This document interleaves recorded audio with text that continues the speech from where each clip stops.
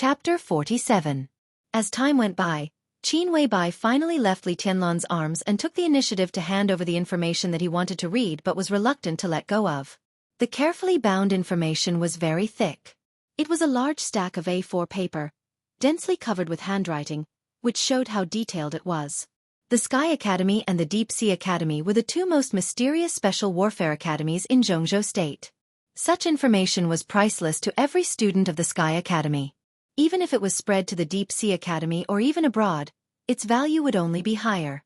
The Sky Academy had just finished the entrance maneuver, but Qin Weibai had already prepared this detailed information.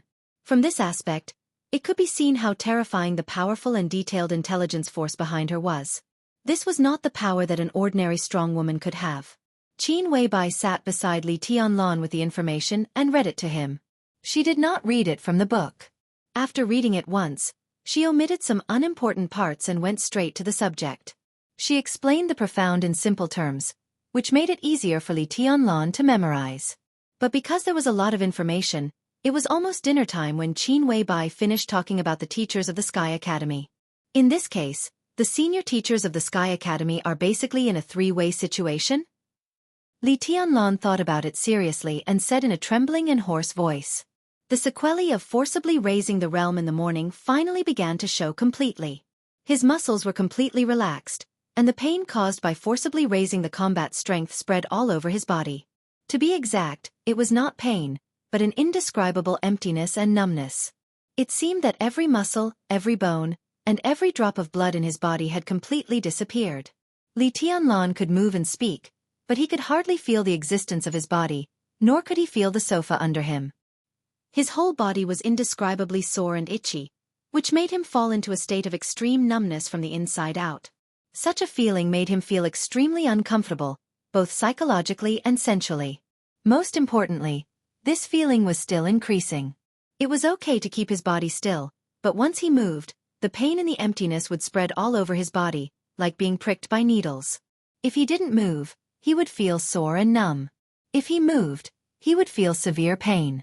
As this feeling became more and more obvious, Li Tianlan was already sweating all over. You can say that. Qin Weibai nodded. Zhuang Huayang represents the academics, which can be said to be the main force of the academics in Huiting. Outside of the Sky Academy, their forces in Huiting are not strong enough. Yi Fengqing and the Enchantress represent the Wang family of Beihai. Wang Tianzong is good at setting up the overall situation. These two are likely to be important pawns of the Wang family of Beihai's dominance in Huiting. Gu Yunxia represents Kunlun City, which is the most awkward among the three. On the surface, they are stronger than Yi Kunlun. But apart from Gu Yunxia, there are only a few weak figures, so they have little say. Gu Weibai Li City. Tianzong on, Kunlun of Li City, but she was killed by Yu. Tianzong Lu Xiong, so she in. Bai. And will to she. Bai. Of. She stood up and looked at Li Tianlan's trembling body. She changed the subject and said, "Let me give you a massage. It may be uncomfortable, but you'll feel better later." No need. Li Tianlan's lips trembled, but he managed to squeeze out a smile. It was indeed good to enjoy Qin Weibai's massage, but not now. Right now, his body felt like it was being pricked by needles. It was simply suffering. Go on, you can distract me. Trembling, he lit a cigarette, took a deep drag, bit the cigarette butt, and said vaguely, "There are 6 groups in Jianghu State now. Which group are you from?" Without an all-pervasive intelligence network, Qin Weibai would never have been able to get this information. Such an intelligence network could not be established by ordinary forces. It was normal for her to be connected to one of the 6. Me. I don't belong to any group. Qin Weibai shook her head slightly and looked at Li Tianlan's current situation. Obviously, he wasn't in the mood to go into detail. He just laughed at himself and said, "I'm just using a tiger's skin to scare people. You can think of it as me being the spokesperson of some big shot." A big shot from outside the borders. Li Tianlan's consciousness was already a little fuzzy, but when he heard this sentence, he still became a little spirited. He said reluctantly, "Male or female?" "She can be considered as my elder sister." She rolled her eyes at Li Tianlan and said softly, "She has a great influence in Europe. As soon as I came to Huiting, I was targeted by the special warfare system of Jianghu state, but they didn't do anything to me. It's not that they are afraid of my elder sister, but that the Jianghu state government needs my elder sister's influence to achieve some things that are not easy to do in the open. My elder sister also needs the support of the Jianghu state government. It can be considered as mutual cooperation and mutual benefit, right? In recent years, I've had a pleasant cooperation with some big shots in Jianghu state, but I can't say which group I belong to. Now that the academics are in power, we have a closer relationship with the academics. But I'm also a bosom friend of a core figure in the Dongqing clan, and I'm the only bosom friend. We also have cooperation with the northern faction. To put it nicely, as a spokesperson, I'm relatively aloof. If it's not necessary, the major groups don't want to offend me. But the things I can influence in Jianghu state are pitifully few, so I can only manage my own territory. Li Tianlan stared ahead with a dull look in his eyes. The feeling of growing weakness almost overwhelmed his reason, and he didn't know if he had heard what she said. Qin Weibai couldn't bear to look at him anymore. She turned her head and muttered to herself, "If you go abroad to develop your career, you'll start much faster." What a pity. A soft sound came from outside the door. The door was immediately pushed open. Qin Weibai stood up reflexively and walked quickly to the door. Looking at Flaming Fire and Yu Donglai, she asked in a hurried tone, "Where's the thing?" Looking at the anxious expression on the boss's face, Flaming Fire felt more and more powerless. She silently took out a wooden box that smelled of sandalwood from her pocket and handed it to Qin Weibai. Qin Weibai quickly took it and turned to Li Tianlan without hesitation. She took out a small round tube that shone with a metallic luster from the box and carefully fed him the light blue medicine in the tube. There were only about 3 to 5 drops of the light blue liquid medicine. But the moment it entered his mouth, Li Tianlan's tongue, which had been numb and unable to speak, suddenly regained its senses. The medicine entered his throat. A cool feeling entered his stomach. Li Tianlan only felt as if someone had suddenly poured a basin of cold water on him when his whole body was on fire. He felt indescribably comfortable and fortunate. He subconsciously opened his eyes wide and glanced at Qin Weibai. "Don't move. You'll be fine after a while."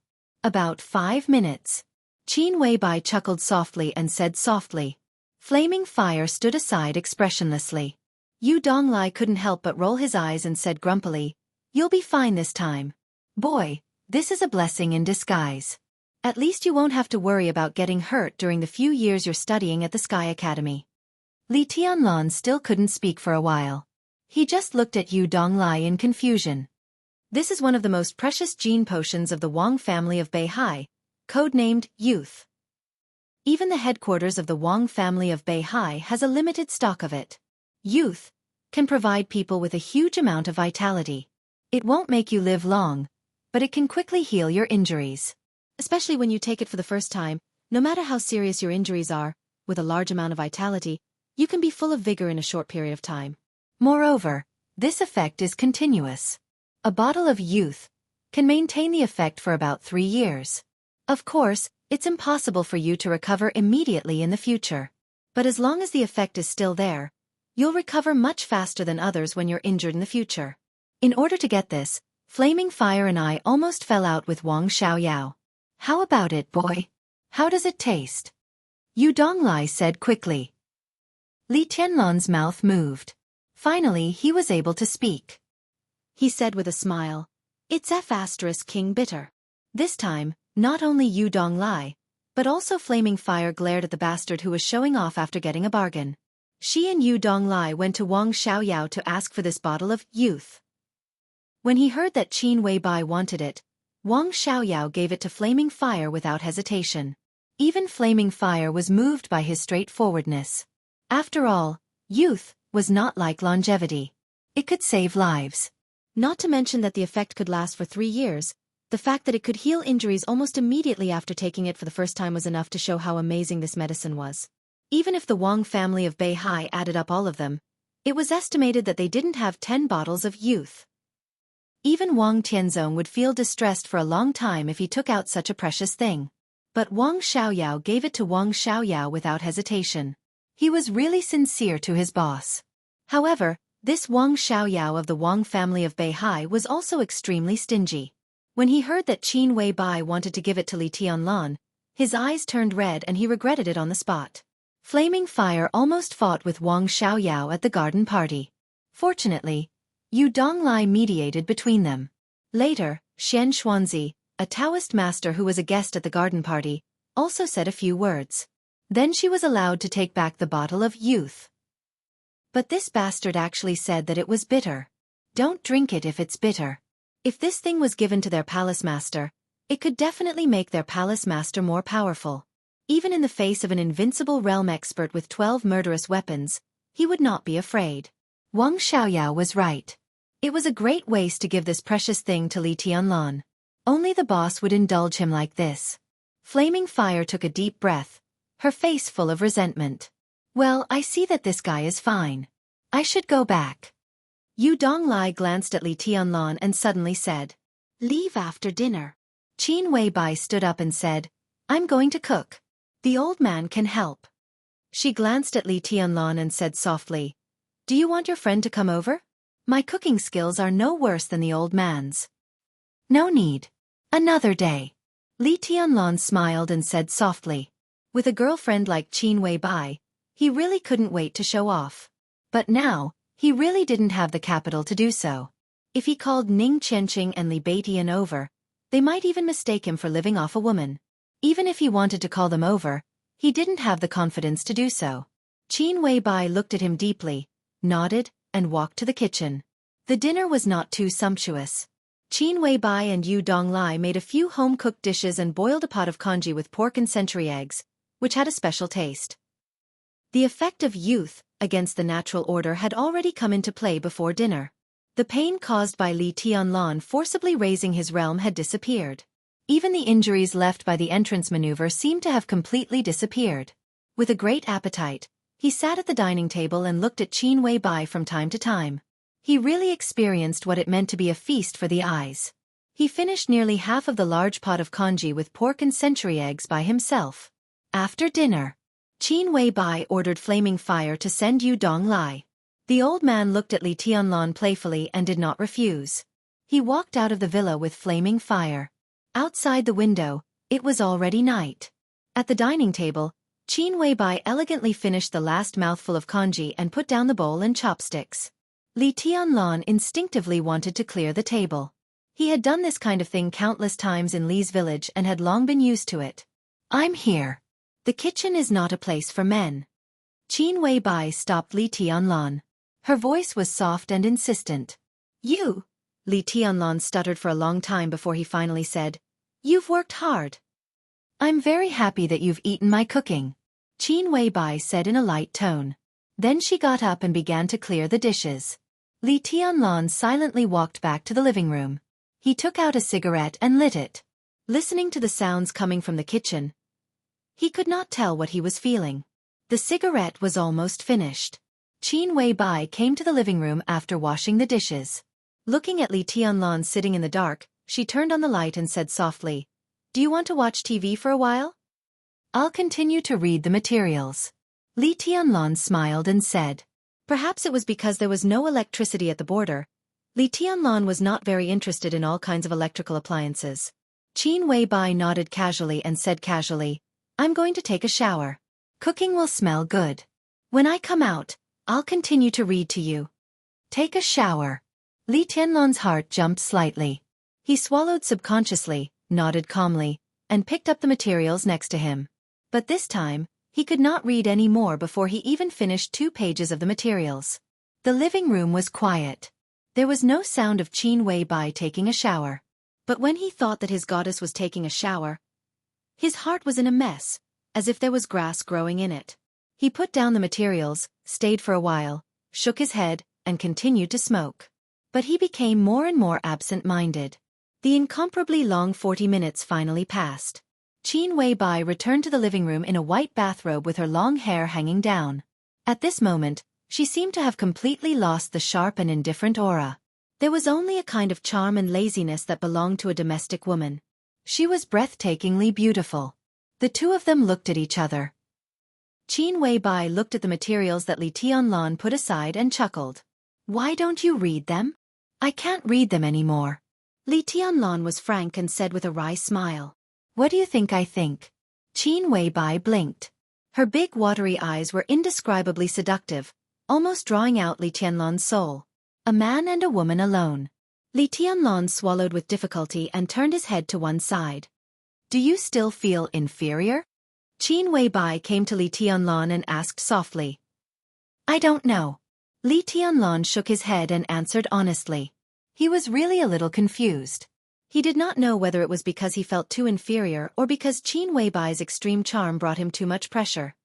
I really have a way to solve your problem now. Qin Weibai stood in front of Li Tianlan and said softly. What way? Li Tianlan raised his head subconsciously and saw that Qin Weibai, who was standing in front of him, had long been blushing. Qin Weibai did not speak. She just moved forward again, reached out her hand, and gently but firmly pushed Li Tianlan onto the sofa. A trace of rich and natural body fragrance floated into Li Tianlan's nostrils. He looked dull. Qin Weibai turned off the light. Vaguely, the white bathrobe seemed to be slipping gently. Qin Weibai crawled over and hugged Li Tianlan tightly. In the darkness, the two of them looked at each other again. Qin Weibai's breathing was rapid, and her eyes were shining. Her sweet voice, which was close to a whisper, rang in Li Tianlan's ears. It trembled slightly, like the sound of nature. The woman that Wang Xiaoyao has pursued for several years without getting a response. You only met her twice, and then you slept with her. Fool, what else do you have to feel inferior about? Chapter 48.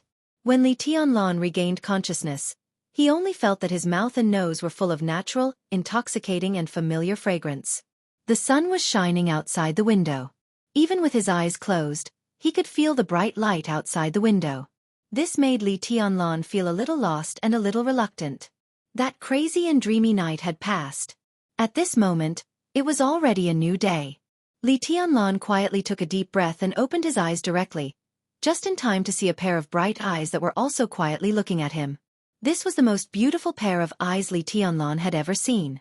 There was a hint of coldness in the brightness and softness, but there was no sharpness in them. It was said that the eyes were the window to the soul. Looking through this window, Li Tianlan could only see a kind of strong persistence and deep affection. This was his woman. Li Tianlan told himself silently, and then said with a smile, Morning. It's almost 10 o'clock. It's getting late. Qin Weibai lay beside Li Tianlan and chuckled. The thin cashmere quilt covered the curve of her body, and only a part of her snow-white shoulder was exposed in the air, which was very attractive. Li Tianlan directly reached out and held her in his arms. The two bodies were close together. He gently kissed Qin Weibai's ear, and then sighed and whispered, When I woke up just now, I didn't dare to open my eyes. I even thought that last night was just a wet dream, and when I woke up, there would be nothing left. In fact, it was not only last night. Even now, he felt that everything was so beautiful that it was almost unreal. Qin Weibai's wildness, Qin Weibai's obedience, Qin Weibai's lovable charm, and Qin Weibai's unwillingness to resist. The scenes of last night kept replaying in his mind, and finally, the image of Qin Weibai holding him tightly and crying silently was fixed. Last night, Li Tianlan was extremely satisfied both physically and mentally. But what impressed him most was that when they went from the living room to the bedroom, Qin Weibai, who endured his attack, insisted on looking at him with tears in her eyes. She looked a little wronged, but also a little relieved. At that time, Qin Weibai was delicate and lovely. At that time, Li Tianlan was as crazy as a beast. But when everything calmed down and he recalled the way Qin Weibai looked at him and cried quietly, Li Tianlan felt an indescribable pain in his heart. He couldn't tell what kind of sadness and grievance were contained in those eyes, and he didn't know what Qin Weibai was thinking about.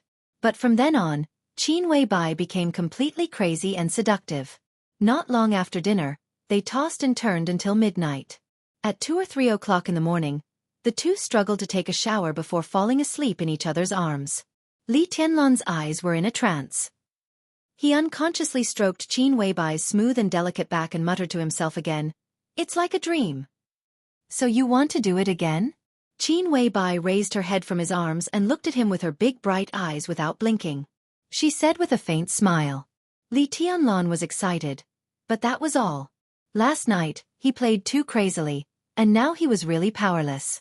It didn't feel much to lie flat on his back, but as soon as he turned sideways, Even with a warm and fragrant body in his arms, he couldn't hide the numbness in his waist. Forget it.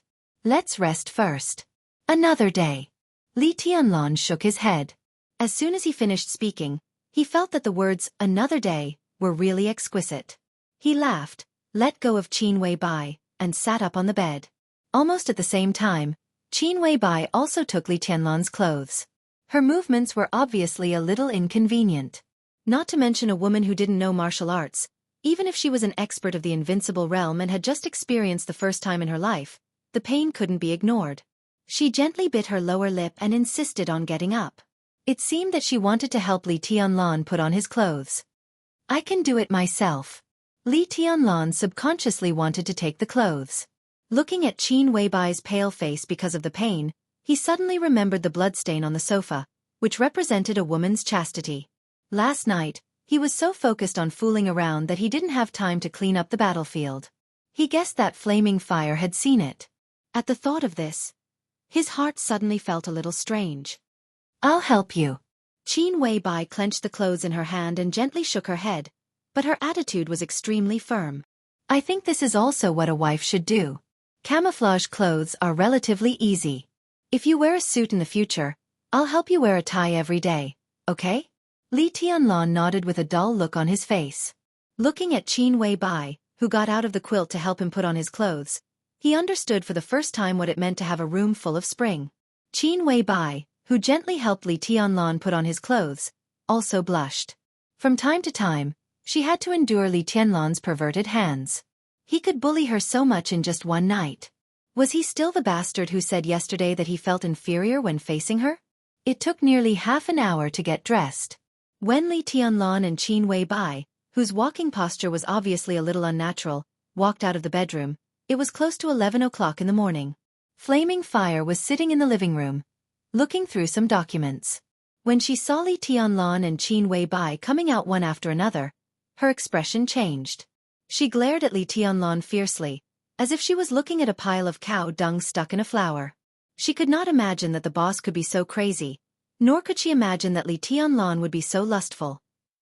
She had only gone to send Yu Donglai, and it had only been 2 hours. When she came back, this bastard had actually eaten up the boss, and so thoroughly. She naturally knew what the bloodstain on the sofa meant.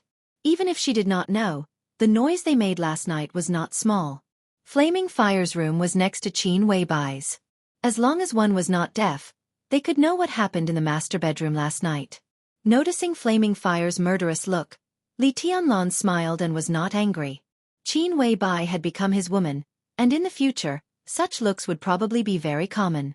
Even if he did not like it, he had to get used to it. Qin Weibai obviously also noticed the change in Flaming Fire's mood, but she did not say anything. She just tilted her head to look at Li Tianlan and said softly, "Are you having lunch at home?" Li Tianlan nodded and said, "I have 2 brothers who seem to still be living at a relative's house. I'll go find them after lunch." Qin Weibai trotted downstairs. Hearing that Li Tianlan had no intention of taking her, she pursed her lips and seemed a little disappointed, but she did not say anything. She just nodded meekly and said to Flaming Fire, who had already gotten up from the sofa, "I'm a little unwell today. You cook lunch at noon. Don't be salty, make it spicy." She was obviously taking care of Li Tianlan's taste. Flaming Fire glanced at Li Tianlan expressionlessly, nodded, and went straight to the kitchen. Li Tianlan's scalp went numb. Looking at the look in her eyes, he even thought that it was possible that Flaming Fire had drugged the lunch. It was not highly toxic, but something like laxatives. Flaming Fire could definitely do it. Qin Weibai frowned and carefully sat on the sofa. She took her bag, took out a card from it, and handed it to Li Tianlan. She said softly, "There's some money on the card, but there's no password. Take it. Huiting is not like the Sky Academy. Money is waste paper in the Sky Academy. But it's different in Huiting. You can't do anything without money." Li Tianlan did not stand on ceremony. He took the card and put it in his pocket. He had no concept of money since he was a child. Moreover, it was Qin Weibai who gave him the money. Last night, he took away her most precious thing, which could not be measured by money. It would be unreasonable to hesitate over a card. This is a really strange feeling. Li Tianlan smiled and said casually, I'm yours. What I have is naturally also yours. What's so strange about it? Qin Weibai leaned against Li Tianlan's arms, squinting, her face languid and coquettish. Li Tianlan tightened his arms around her and slightly narrowed his eyes. He changed from a boy to a man in Qin Weibai's arms. It seemed that Qin Weibai had also activated all his ambitions. Before, he had always regarded it as his responsibility to bring his grandfather and the others out of the border. However, in less than half a month since he came to Huiting, he had learned about the general trend of Jianghu state, experienced the domineering nature of the Wang family of Beihai and Kunlun city, and felt Qin Weibai's gentleness. All of these had completely transformed in the madness last night. Bring grandpa and those uncles out of the border? It should be so. But it was more than that. Reverse the verdict for his father? It was also more than that. Holding Qin Weibai in his arms, Li Tianlan had an unprecedented desire to be strong and to have power. This desire was so strong that it was like weeds growing in his heart. The wind was blowing. The whole grassland was shaking violently. Li Tianlan's heart was burning, but his eyes were getting quieter. Time passed in silence. It was not until flaming fire called them to eat that Li Tianlan suddenly came to his senses. He lowered his head. Qin Weibai, who had been silent for a long time, did not fall asleep. She just quietly leaned against Li Tianlan's arms and looked at him without blinking. Her eyes were as gentle as water. I'll carry you over. Li Tianlan took the initiative to speak. Qin Weibai nodded obediently and reached out to put her arms around his neck. Flaming fire was efficient in cooking, but the taste of the food made Li Tianlan want to cry. He did not know if her cooking skills were really not that good, or if she had deliberately misheard Qin Weibai's words, but the 6 dishes for lunch were all too salty. As for chili, Li Tianlan did not see any at all. Qin Weibai tasted the dishes, looked at flaming fire, and continued to eat. But the frequency at which she picked up food was much slower. Li Tianlan could not stand the salty feeling that made his lips numb. He hastily ate 2 bowls of rice and got up. Flaming Fire, who was eating slowly, glanced at him. Her expression was still cold, but there was a hint of a mocking smile in her eyes. Li Tianlan, who was keenly aware of this, was angry. He stopped and directly bent down to kiss Qin Weibai on the face. Then he laughed and went out, feeling refreshed. Flaming Fire gnashed her teeth and could not eat any more. She sat on the chair with dinner in her hands, lost in thought. Qin Weibai smiled and did not wipe the oil stains left by Li Tianlan on her face. She just put down the bowl and said in a flat tone, "The dishes are salty." "I know," Flaming Fire said in a low voice and did not refute anything. "He doesn't like it." Qin Weibai was silent for a while and spoke again. Flaming Fire, who had thought that she would be reprimanded by her boss, almost broke down. She could not help but raise her head and ask, "Boss, what's so good about him?" She knew that she should not ask this question. As one of the 12 supermasters of Samsara Palace, if it were horsewoman or military counselor, they would never ask this question and dare not ask it. But Flaming Fire was different. She had followed Qin Weibai for several years, and the relationship between the two of them as superiors and subordinates had become like that of sisters. In her opinion, Li Tianlan might have amazing potential, but he was absolutely not worthy of the boss.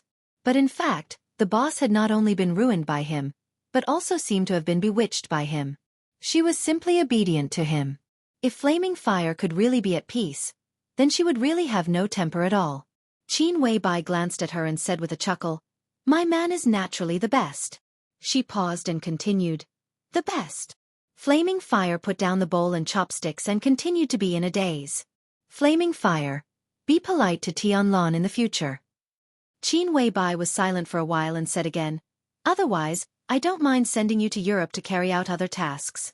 Flaming Fire's body trembled slightly. She lowered her head and said dejectedly, "I will pay attention in the future." Qin Weibai nodded and did not dwell on this matter. She changed the topic and said, "Did you miss anything about Tianlan in the Sky Academy?" "No," Flaming Fire said in an affirmative tone. Qin Weibai was very concerned about Li Tianlan's situation in the Sky Academy. In the Sky Academy, she would report everything related to Li Tianlan to Qin Weibai as soon as she got the news. Qin Weibai nodded and whispered, "The Lu family of Huiting, Xianxia, and the Wang family of Beihai whose position is difficult to determine in the future." She frowned and seemed to be a little hesitant. Outside, They're a horsewoman's secret protection. In the Sky Academy, there is Zhuang Huayang's protection. They dare not do anything. Flaming Fire said. It's still not safe. When they go crazy, what can't they do? Qin Weibai shook her head and was silent for a few seconds. She suddenly asked, doesn't the Sky Academy want to choose the person in charge of their assassination course in Sai City? Has the candidate been decided? I don't know yet. Flaming Fire hesitated and said directly, it's hard for us to collect information about Sai City. Then you go to Sai City. Qin Weibai said decisively, help me take a message to the city lord. Flaming Fire raised her eyebrows in surprise and felt somewhat inexplicable. The Samsara Palace had no conflict with Sai City in the past, but they had no interaction at all. Forget it. I'd better write it on paper. You go to Sai City in person and give it to Situ Tsongyue. Qin Weibai shook her head and looked at Flaming Fire seriously. She said calmly, you must give it to her in person. Flaming Fire nodded with a solemn face. Qin Weibai found a pen and paper and wrote 2 short lines. Then she put it in an envelope and handed it to Flaming Fire. She said, you go now. I'll ask the military counselor to protect Tianlan for the time being, and let Horsewoman protect me. There will be no problem. Flaming Fire took the envelope and said yes. Then she left the villa without hesitation. Qin Weibai sat alone in the dining room and watched Flaming Fire's back through the French window. She did not speak for a long time. She did not know whether Flaming Fire's trip was a blessing or a curse for her and Li Tianlan. But some things had to be made and even gambled. It could be foreseen that whether Flaming Fire's trip succeeded or not, there would be another force in the Sky Academy in the future. A force that belonged to Sai City outside the control of the Wang family of Beihai, Kunlun City, and the academics. This influence would be extremely huge, both in the future and in the present. Outside the window, the sun was shining, birds were singing, and flowers were fragrant. Chapter 49. In Huiting, compared with the garden party where a membership card could represent one's status, the existence of Hanyu Palace was even less known. Hanyu Palace's history predated the garden party by many years. It was originally approved in the name of a clubhouse, but today, many years later, it still had not issued any membership card to the outside world. Hanyu Palace covered an area of nearly 200 acres. It was not big and could even be described as exquisite. A clubhouse of this size was undoubtedly somewhat unpresentable in Huiting. But if one looked at it from the perspective of size, every corner of this place could be said to be extremely perfect. Hanyu Palace was located in the western suburbs of Huiting, facing northeast from southwest. In terms of feng shui, it was a standard paradise with a golden throne, a pagoda, and a cornucopia. It was backed by a high mountain and had a broad prospect. It could be said to be a blessed land that could ensure eternal peace. Everything inside here was also the work of a feng shui master in Jianghu State. To exaggerate, every grass and every tree here was very particular. Different from the antique style of the garden party, everything here was developed toward modernization, pursuing extreme luxury and delicacy. The main building in the center of Hanyu Palace covered an area of nearly 5,000 square meters and was 6 stories high. More than 2/3 of it was built with glass, surrounded by an artificial lake.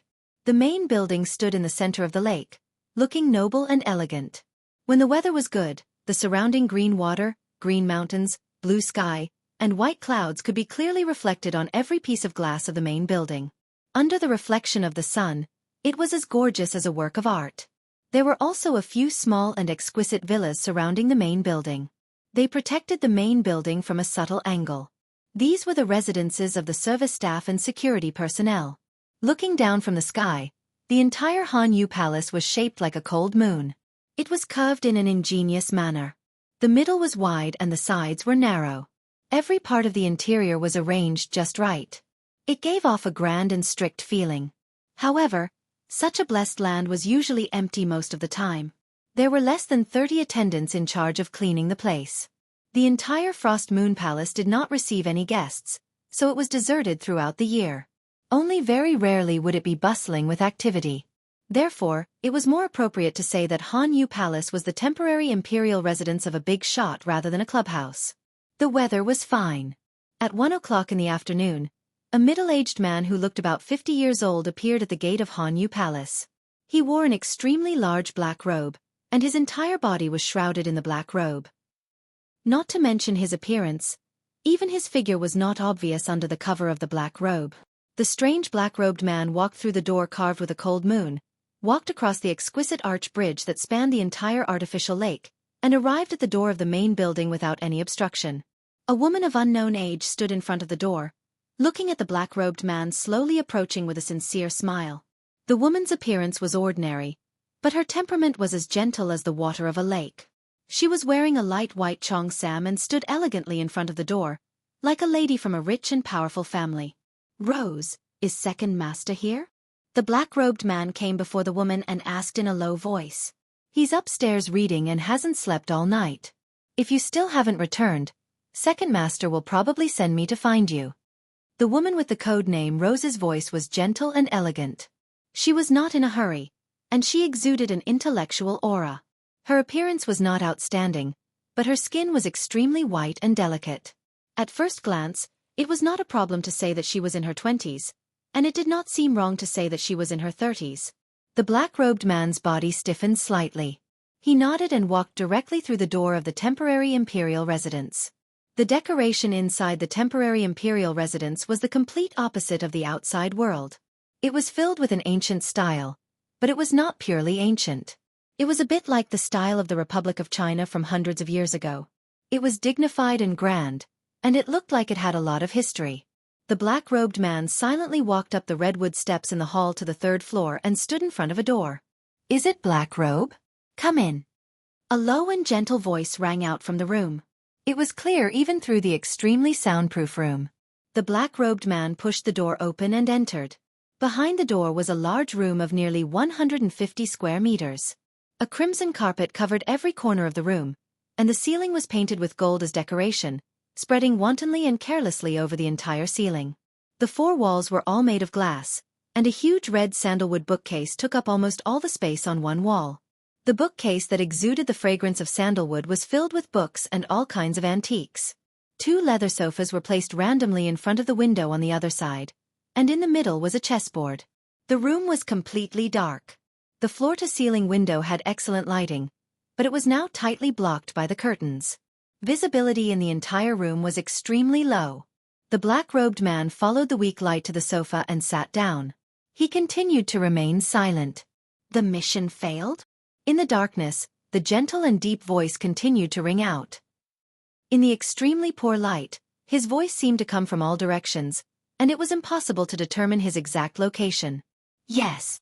The black-robed man finally spoke, and his voice was dry. "I'm sorry, second master." "Don't blame yourself. I've been mentally prepared." The second master seemed to smile, and his deep voice echoed in the room, light as a feather. "Wang Yuetong's identity is extraordinary. It would be best if we could kill her, but it's not surprising that we failed. What happened to the assassination team?" "All of them were wiped out." The black-robed man's facial muscles visibly twitched, and his voice was hoarse.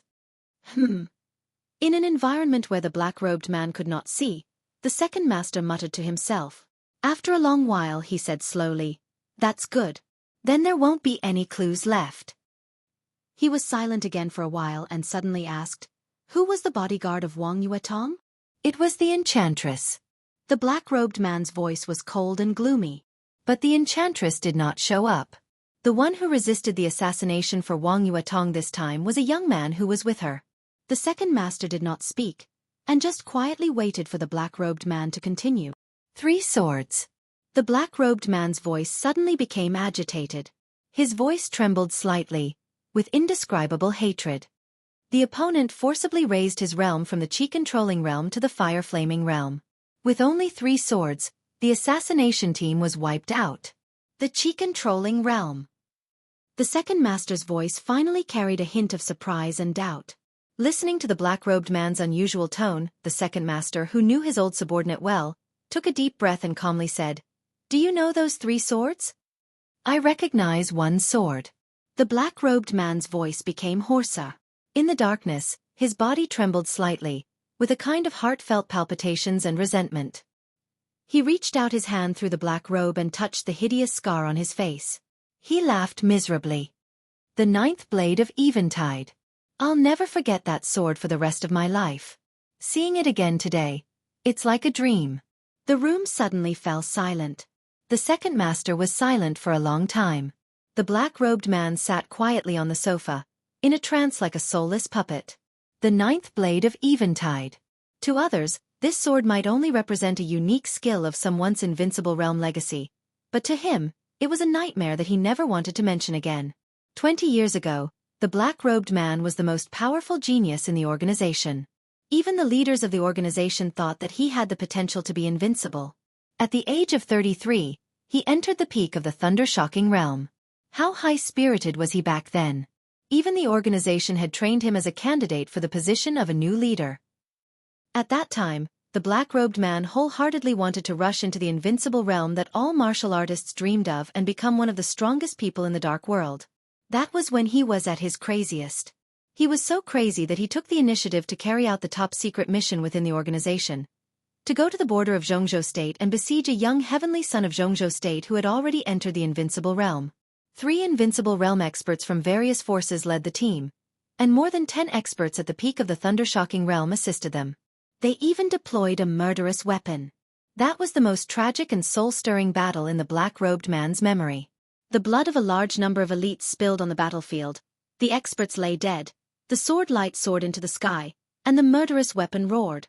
The black-robed man was a direct participant in that siege. Although he was at the periphery, he also had the most direct experience of the invincible realm expert's demeanor, and also the sword that changed the weather. The black-robed man laughed and cried, looking crazy.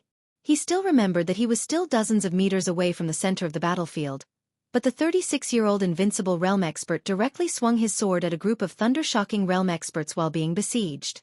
The ninth blade of Eventide. The invincible sword intent surged. The several thunder-shocking realm experts standing at the forefront did not even move from a distance of dozens of meters. They were directly torn to pieces by the huge sword energy.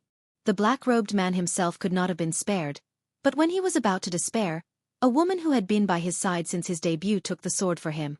After she was smashed to pieces, the aftermath of the sword energy did not dissipate.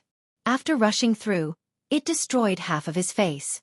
From then on, he became the black-robed man. The woman he once treasured the most was dead, and the one he saved was equivalent to a useless person.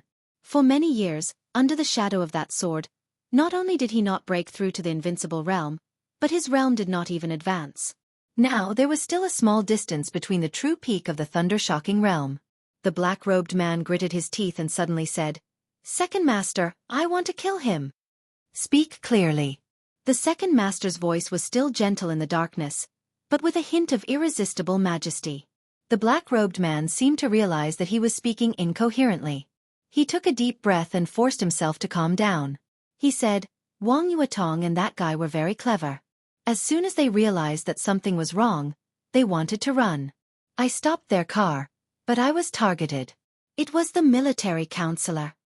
"Which military counselor?" The second master's voice sounded a little helpless. It seemed that the ninth blade of Eventide had not only stopped them from assassinating Wang Yuetong, but also made the black-robed man a little too excited. Up until now, the appearance of the enchantress made more sense. The ninth blade of Eventide and this so-called military counselor were completely inexplicable. The military counselor of Samsara. The black-robed man paused, then continued. The one with the military counselor should be Horsewoman. I didn't dare to get too close, so I can't be sure. The second master did not speak for a long time. In the dark world today, the experts of the invincible realm were naturally unparalleled, but some special experts of the thunder-shocking realm were also shining brightly. The 12 supermasters of Samsara were like that. The enchantress of the Wang family of Beihai was like that. Now, suddenly hearing that the military counselor and horsewoman of Samsara were also at the scene of the assassination, the second master was surprised, but more than that, he felt a headache. For a moment, he even felt that the assassination was a trap that someone had set for him. But as soon as this thought emerged, he forcibly suppressed it. I heard that Wang Xiaoyao of the Wang family of Beihai has been pursuing Qin Weibai. Could it be that he succeeded? The second master was silent for a while before he spoke to himself. There was something very strange hidden in his tone. If my observation is correct, the military counselor is not protecting Wang Yuetong, but the little bastard beside her. The black-robed man gnashed his teeth and said, "After the military counselor found me, I retreated immediately and was chased by him for a day. Not long ago, he seemed to have received some order and disappeared. If not, I would still be playing hide-and-seek with him outside." "Have you fought with him?" The second master asked. "How is the military counselor's strength?" Among the 12 supermasters of Samsara, Saint ranked first. His degree of mystery was comparable to that of the palace master. Immediately after Saint was the military counselor. No one had seen the military counselor in action, and they didn't even know whether he was a man or a woman. Now that the assassination had failed, it was at least a gain to see the military counselor. "Unfathomable." The black-robed man hesitated and said slowly, "It was a man. He was mysterious, and I couldn't see his face clearly. I fought with him for 2 moves and almost lost." As he said this, he was filled with indignation.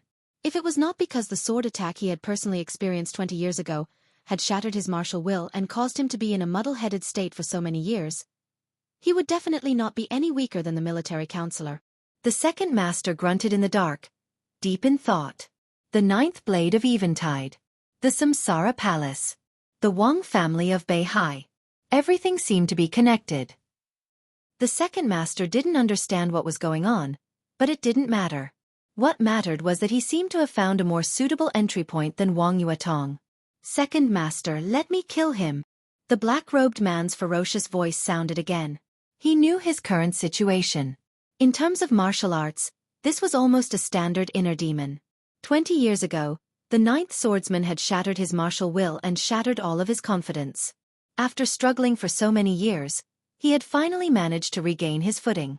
In the end, he saw the 9th swordsman again today. Although it was immature, it still contained boundless sword will. This sword would forever be an obstacle in his heart. Only by killing that guy would his state of mind be more peaceful, and he might even advance his martial arts. "Is it really the 9th blade?" The second master suddenly asked.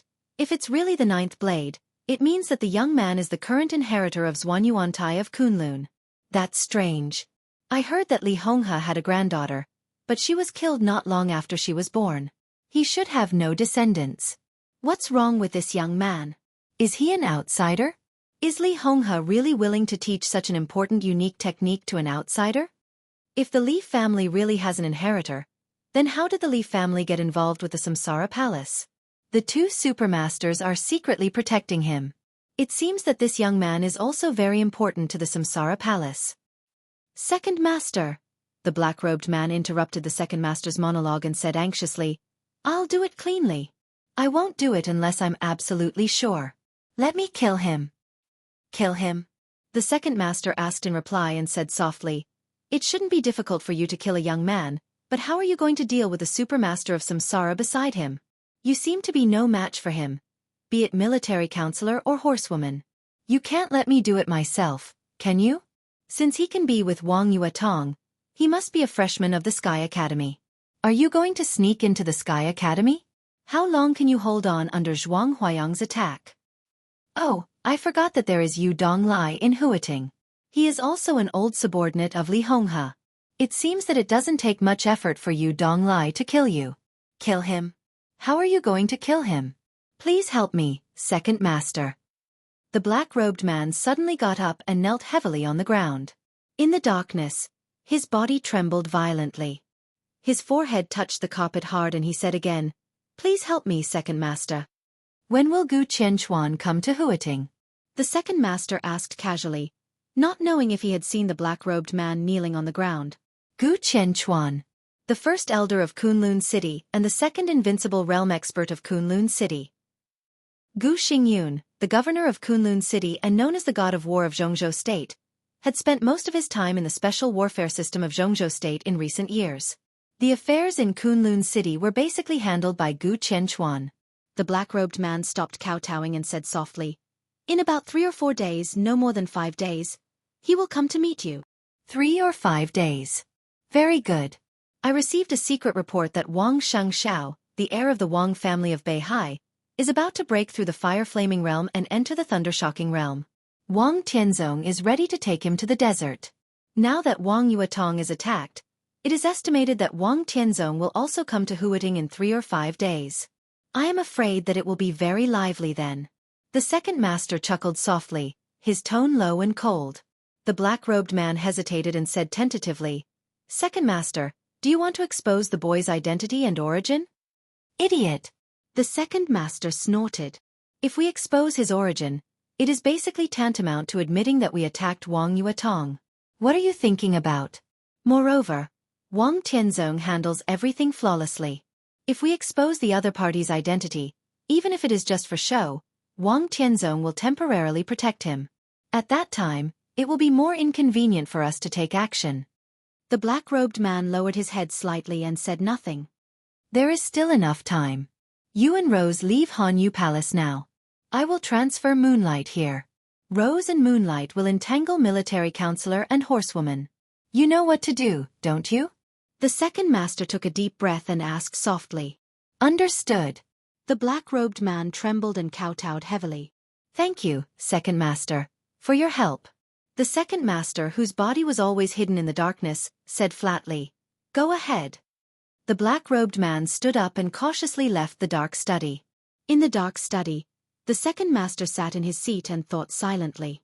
Gu Qianchuan, Wang Tianzong, and a descendant of the Li family who was highly valued by the Samsara Palace. The Li family, Kunlun City, and the Wang family had complicated grievances.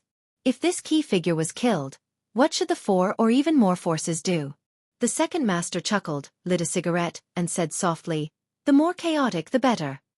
The cigarette butt flickered. In the faint light, there was an elegant and cold middle-aged face. He leaned against the leather sofa behind him and muttered to himself, "The dark world without the Li family is really lonely." Chapter 50. According to Li Tianlan's original guess, after leaving the Sky Academy, Li Beitian and Ning Qianqing would either enjoy themselves in some high-class clubhouse similar to the garden party, or have fun in another similar venue. Both of them undoubtedly had the capital, be it in status or financial resources, especially Li Beitian. As one of the 4 great sword masters of Mount Shu, although he was young, his seniority was not low at all. With such a status, he could do whatever he wanted on most occasions. There was no special treatment in the Sky Academy. But outside the Sky Academy, Li Beitian could get whatever he wanted. He could travel in a luxury car and live a luxurious life. He had said before the vacation that in Huiting, as long as he, the great sword master Li, waved his hand, there was no girl he couldn't get. Li Tianlan believed this, and it was precisely because of this that he felt that after leaving the Sky Academy, the days of the two would be quite colorful. But the reality was completely different from Li Tianlan's imagination. When he called Ning Qianqing, he was actually playing billiards with Li Beitian. The venue was not some high-class clubhouse, but Huiting University. For Li Tianlan, who had never attended a formal school, Huiting University was definitely a very novel place. It was also a place that made him envious. So, after hanging up the phone, he hailed a cab and rushed to Huiting University. He was in high spirits.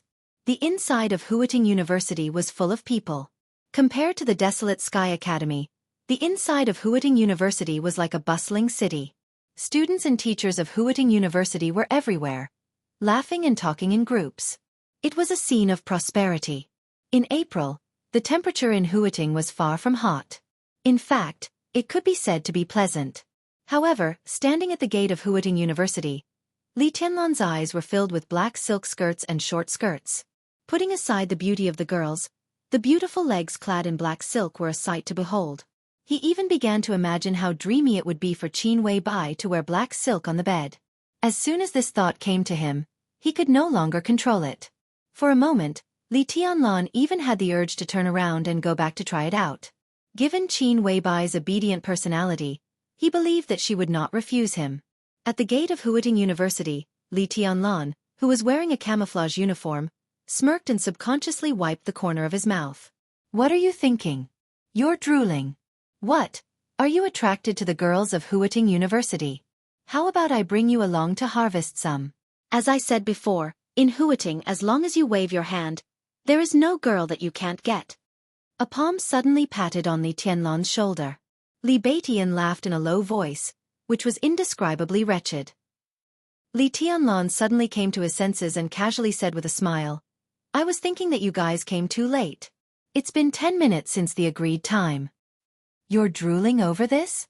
Li Beitian and Ning Qianqing came to Li Tianlan with strange looks in their eyes. I didn't drool, but I did swallow. Ning Qianqing added another blow without batting an eyelid.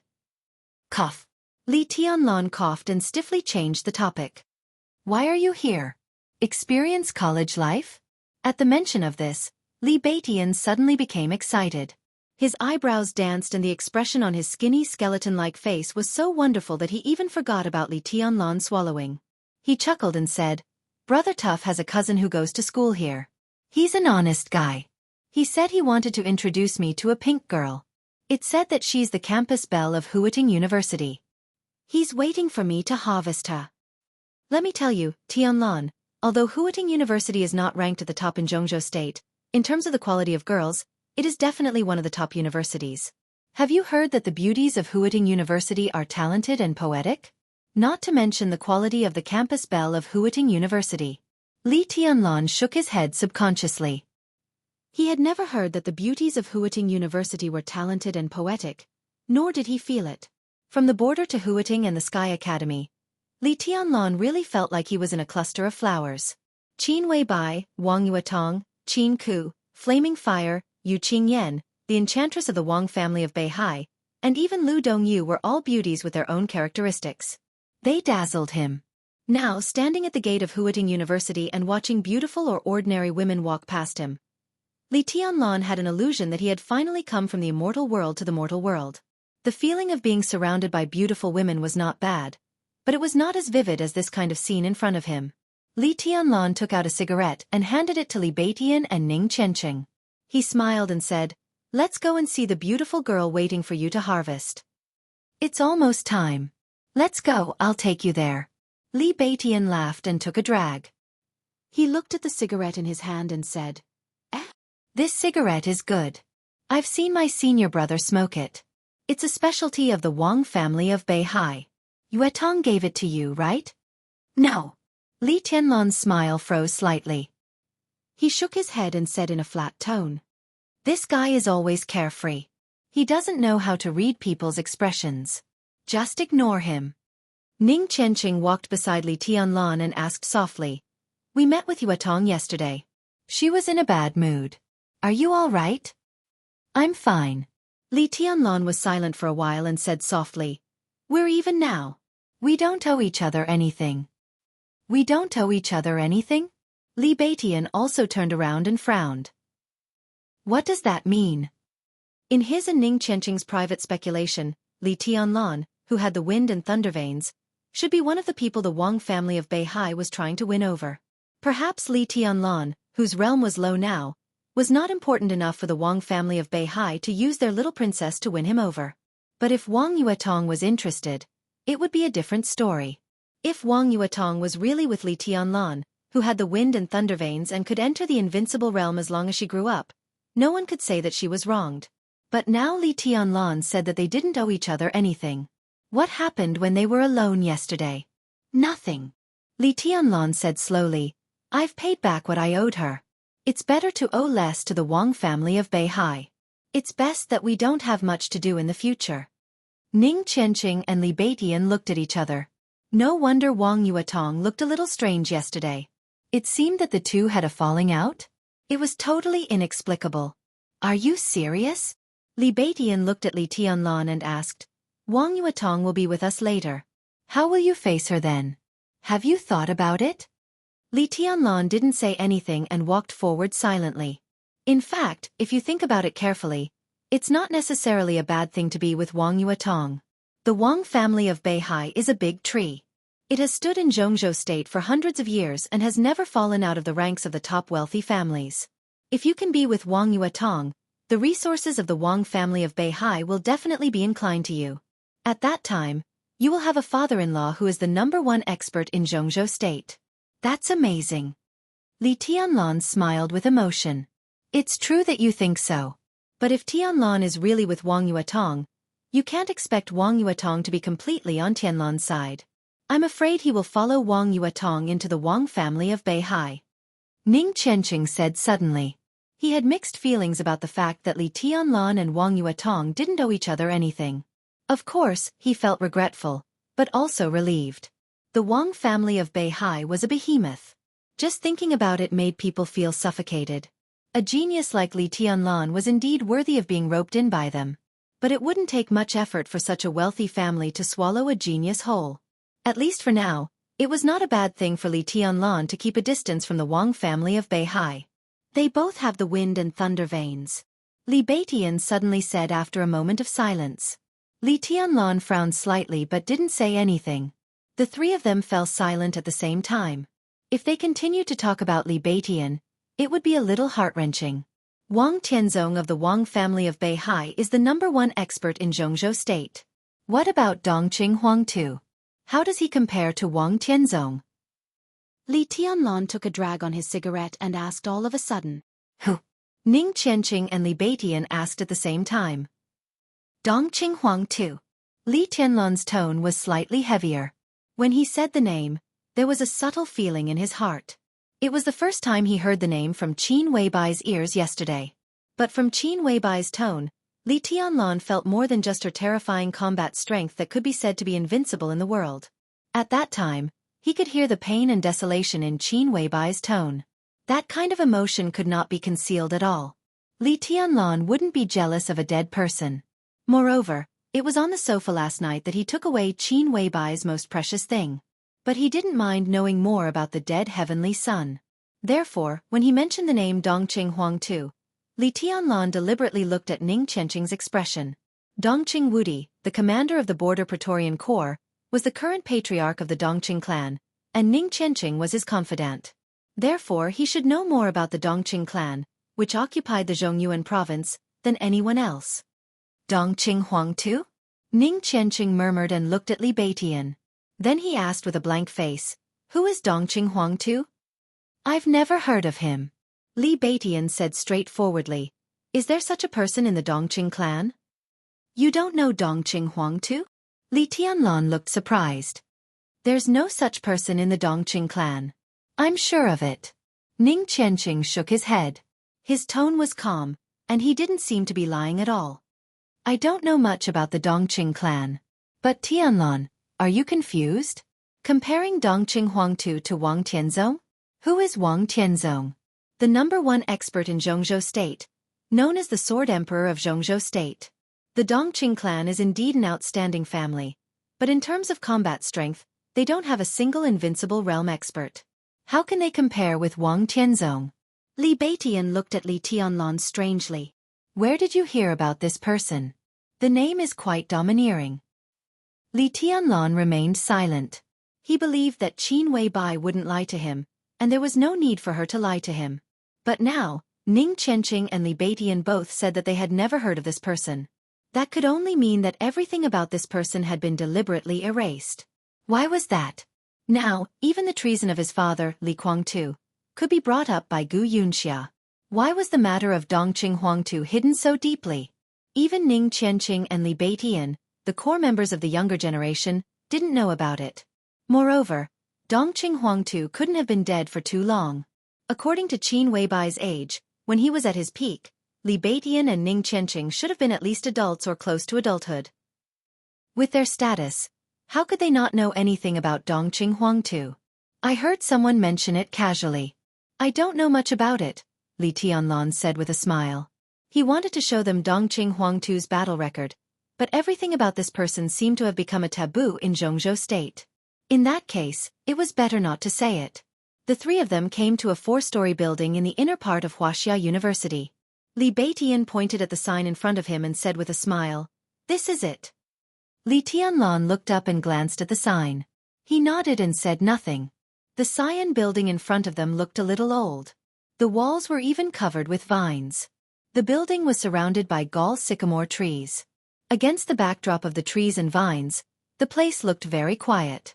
Even the signboard of the Leisure Sports Club hanging in front of the building looked a little distant. The interior of the building was a different world. The 4 floors of the building were well organized. Basketball, table tennis, and badminton were all on the first floor. The second floor was a small but exquisite bowling court. The third floor was for billiards, which was also the most popular place in the club. The fourth floor was for regular fitness equipment and yoga rooms. Li Tianlan and the two of them went all the way up to the third floor. Li Tianlan, who would instinctively observe his surroundings no matter where he went, found that the entire third floor was quiet. The dozens of billiards tables were empty. There was only a young man who looked a little handsome, and he was wiping the cue stick in boredom. Business isn't good. Li Tianlan muttered to himself. Business is very good, but we've booked the whole place. Ning Qianqing smiled and directly called out to the young man who was wiping the cue stick not far away. Holong, let me introduce you to a friend. The young man who was wiping the cue looked up and walked over with the cue stick in his hand. There was a rare purity in his smile. Tianlan, this is my cousin, Zhang Holong. He's also the owner of this club. Ning Qianqing introduced him matter-of-factly. Holong, this is my brother, Li Tianlan. We slept together in the Sky Academy. Hello. Li Tianlan took the initiative to extend his hand and smiled. Good. Zhang Holong held Li Tianlan's hand tightly and smiled naturally. Brother Li, don't stand on ceremony. Just do whatever you want in Wuxia University. I can definitely cover for you. Brother Batian said yesterday that he was coming to Wuxia University to get a bunch of female friends. I think he'll be here soon. There are many beautiful girls in Wuxia University. Brother Li, if there's one you like, just let me know and I'll be there at your beck and call. Little throat, don't pretend to be pretentious. You've learned bad things from your cousin. Call him over first. If I'm not satisfied, tonight's activities will be arranged by you. Li Batian pulled Zhang Holong into his arms like he was a close friend and laughed. Little throat my ass. Zhang Holong, who was particularly unhappy with this nickname, muttered. He looked at the time and said, You guys play first. I'll make a call and set up this time. I think he'll be here soon. Do whatever you want. Li Batian waved his hand indifferently. He picked up a cue nearby and prepared to start the game. Tianlan, come play around with me. I won't. Li Tianlan said carelessly. I'm not interested either. You play with Qianqing. I'll watch. I say you really need to get in touch with things that young people should get in touch with. Watch carefully, you'll play the next round. Li Batian laughed. Before he finished speaking, an obedient and quiet voice suddenly sounded. Holong, why did you call me? Everyone present turned their heads almost at the same time. In their line of sight, a girl who looked to be 17 or 18 years old walked up the stairs. The girl was about 1.65 meters tall. She was a little petite, but extremely beautiful and exquisite. She walked up to them with light steps. Under her long eyelashes, her beautiful eyes blinked. She was as cute as the most expensive doll. And the most impressive thing about her was her voice. It was a delicate child's voice, which sounded very pleasing to the ear. A girl like this simply found the perfect balance between a Lolita and a young girl. She exuded a very strange charm from head to toe. It's poetic, very poetic. Li Batian glanced at the girl and kept muttering to himself. Li Tianlan also glanced at her. He didn't see anything poetic in her. He just thought that the girl was indeed beautiful. She might not be as beautiful as Qin Wei Bai or Wang Yuetong, but in Wuxia University, she deserved to be the campus belle. Different from the short skirts and black stockings outside, the girl's jeans, canvas shoes, and cartoon sweater made her look very simple and refreshing. She stood there quietly, but she had a gentle and pleasant temperament. Was such a beautiful girl going to be harvested by Li Batian? Li Tianlan shook his head. It was simply a waste of a good thing. Haha, Xinyan is here. I was just about to ask you when you would arrive. Zhang Holong, who was on the phone with his head down, looked up. An unnatural awkwardness flashed across his face. Li Batian didn't notice it. He held the cue and was about to harvest the girl. Zhang Holong's body trembled slightly. He quickly stopped him and whispered with a smile, My dear brother, don't rush. We don't know what's going on with this girl. I'll talk to her first. Make a handsome pose. I'm here, so don't worry. Li Batian coughed dryly and nodded, pretending to be calm. He bent down and made a pose with a face full of concentration. Xinyan, I have something to tell you. Let's talk somewhere else. Zhang Holong smiled awkwardly. He seemed to have a good relationship with the girl. He took her by the arm and walked to the other side. More than 10 meters away from them, Zhang Holong lowered his voice and said a few words. The girl named Xinyan turned her head and glanced at Li Beitian. She raised her eyebrows slightly. She looked like a very well-behaved girl, but as she raised her eyebrows, there was a sharp and awe-inspiring aura all over her body. But Li Beitian didn't notice it. He kept his pose with a face full of concentration. Zhang Holong said something again. So. The girl's delicate voice sounded. At the same time, she glanced at Li Beitian again. Li Beitian continued to focus. So, Zhang Holong's increasingly embarrassed voice sounded, and he immediately lowered it. Li Tianlan watched all this with interest. He always felt that things were not so simple. As a result, he saw the girl smile sweetly, like a blooming flower. Li Tianlan was slightly stunned. The next second, the girl grabbed the cue from Zhang Holong's hand and smashed it hard on Zhang Holong's head. She shouted, "Bastard Zhang Holong! I treat you as a friend. How dare you let your friend F***ck me? Do you have any humanity? Scum, bastard, despicable, nasty." Zhang Holong screamed.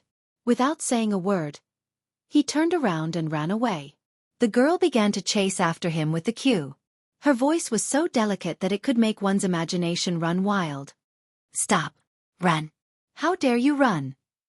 Bastard, if you dare to take one more step, I'll find a group of people to trample your d*ck. Do you believe it or not?" Li Tianlan and Ning Qianqing were dumbfounded. Li Beitian, who maintained a handsome posture with a focused face, shook his hand and poked the cue directly on the white ball. It was really a good shot. The white ball directly bounced off the table and flew out of the table. As if it had eyes, it smashed hard on Zhang Holong's head. Zhang Holong screamed again and fell to the ground on his back. Before he could struggle to get up, he was knocked down again by the girl behind him. Zhang Holong, who had a bitter expression on his face, simply stopped struggling. He just hugged his head and curled up his body, screaming, "Li Beitian! Han Xinyan! F***cku! P.S. Student Zhang Holong's cameo can be taken away. Brothers who need cameos can join the new book group. 670548567. I'll remember every cameo. And make an appearance at the right time." Chapter 51. The change of style was too fast. No one expected that the girl who looked quiet and well-behaved could be so wild and unrestrained in an instant. Not only Li Tianlan, but also Ning Qianqing and Li Beitian were shocked.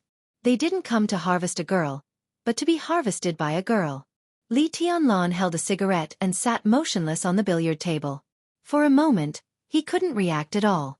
Li Beitian kept the posture of hitting the ball and seemed to be completely dumbfounded. Han Xinyan, who looked well-behaved and quiet but was actually quite like a wild girlfriend, seemed to be still angry. Before Zhang Holong got up, she held the cue and was about to give him a few more hard blows. Zhang Holong, who had given up struggling, suddenly struggled like a pig being slaughtered when he saw this posture. He rolled and crawled out of the range of Han Xinyan's cudgel and cried out in exasperation, "Han Xinyan, are you serious?" "What do you mean serious?" Han Xinyan rushed forward with the cue. "How dare you F***ck my grandpa? You want your friend to F***ck me? How dare you? Well, Zhang Holong, I haven't seen you for a few days and you've become so awesome. Why are you so awesome? Why are you so awesome? Do you know something? Why are you so awesome?" Chickens were flying and dogs were jumping. Chicken feathers were everywhere. There were only a few people on the third floor, which was a little quiet, but it suddenly became very lively. Zhang Holong was dodging in a panic, Han Xinyan was holding a cue, Li Beitian was confused, and Ning Qianqing and Li Tianlan were stunned. Such a scene was so beautiful that it could not be any more beautiful than that. The chase lasted for nearly 10 minutes. Nearly half of the area on the third floor was in a mess. Billiard balls of various colors rolled everywhere. Han Xinyan, who was waving the cue randomly, finally ran out of strength and threw the cue to the ground. She was still angry and said bitterly, "Bastard!" Zhang Holong, who had been beaten but never fought back, took out a bottle of water from the bar and threw it to Han Xinyan with a bitter smile. He said helplessly, "I'm doing this for both of us. Xinyan, don't be angry. Let me tell you, these three are all first-class men. They are steady and reliable. Their characters and talents are top-notch. Don't you like Mount Shu very much? Batian is from Shu Mountain. What are you dissatisfied with? I like the swords of Shushan, not the people of Shushan.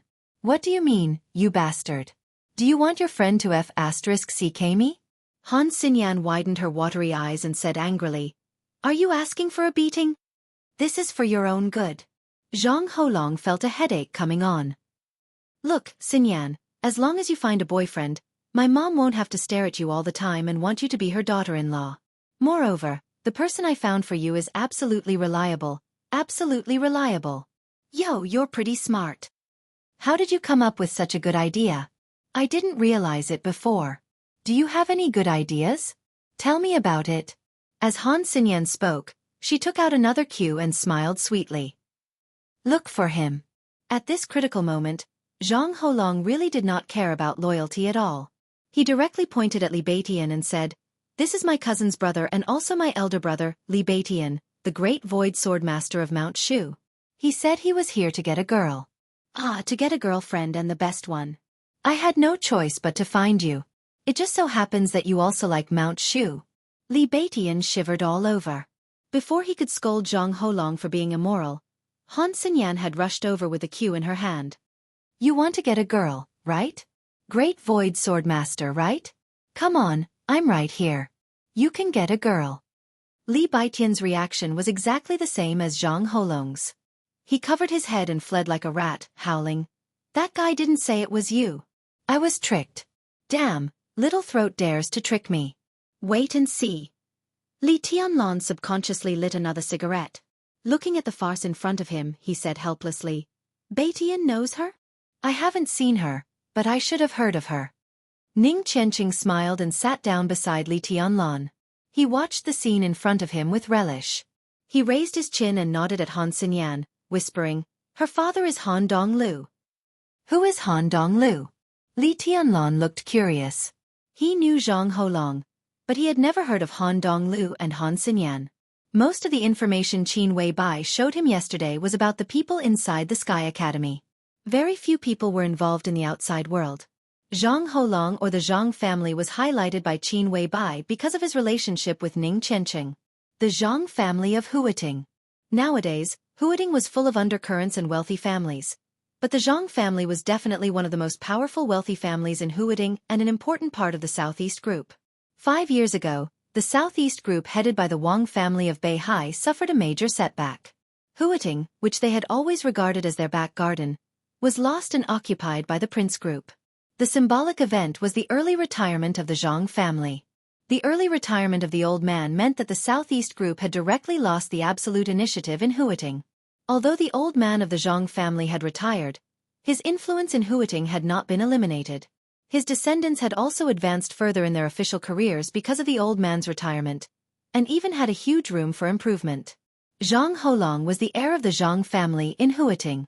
His father was a senior political official, and his mother was Ning Qianqing's aunt, Ning Xini, the vice president of Huiting University, the dean of the business school, and a famous economist in Jianghu state. When Li Tianlan heard about the Zhang family yesterday, he didn't feel anything. But he didn't expect to meet the heir of the Zhang family only 1 day later. While sighing about fate, he listened to the conversation between Zhang Holong and Han Xinyan. The Zhang family seemed to want to matchmake Han Xinyan and Zhang Holong, but neither of them seemed to feel anything. That was why today's farce happened. Han Xinyan. Han Donglu. Li Tianlan thought about it carefully and confirmed that the names of these two people were not on yesterday's information. But from Ning Qianqing's tone and Han Xinyan's attitude, he knew that the Han family was probably not weaker than the Zhang family.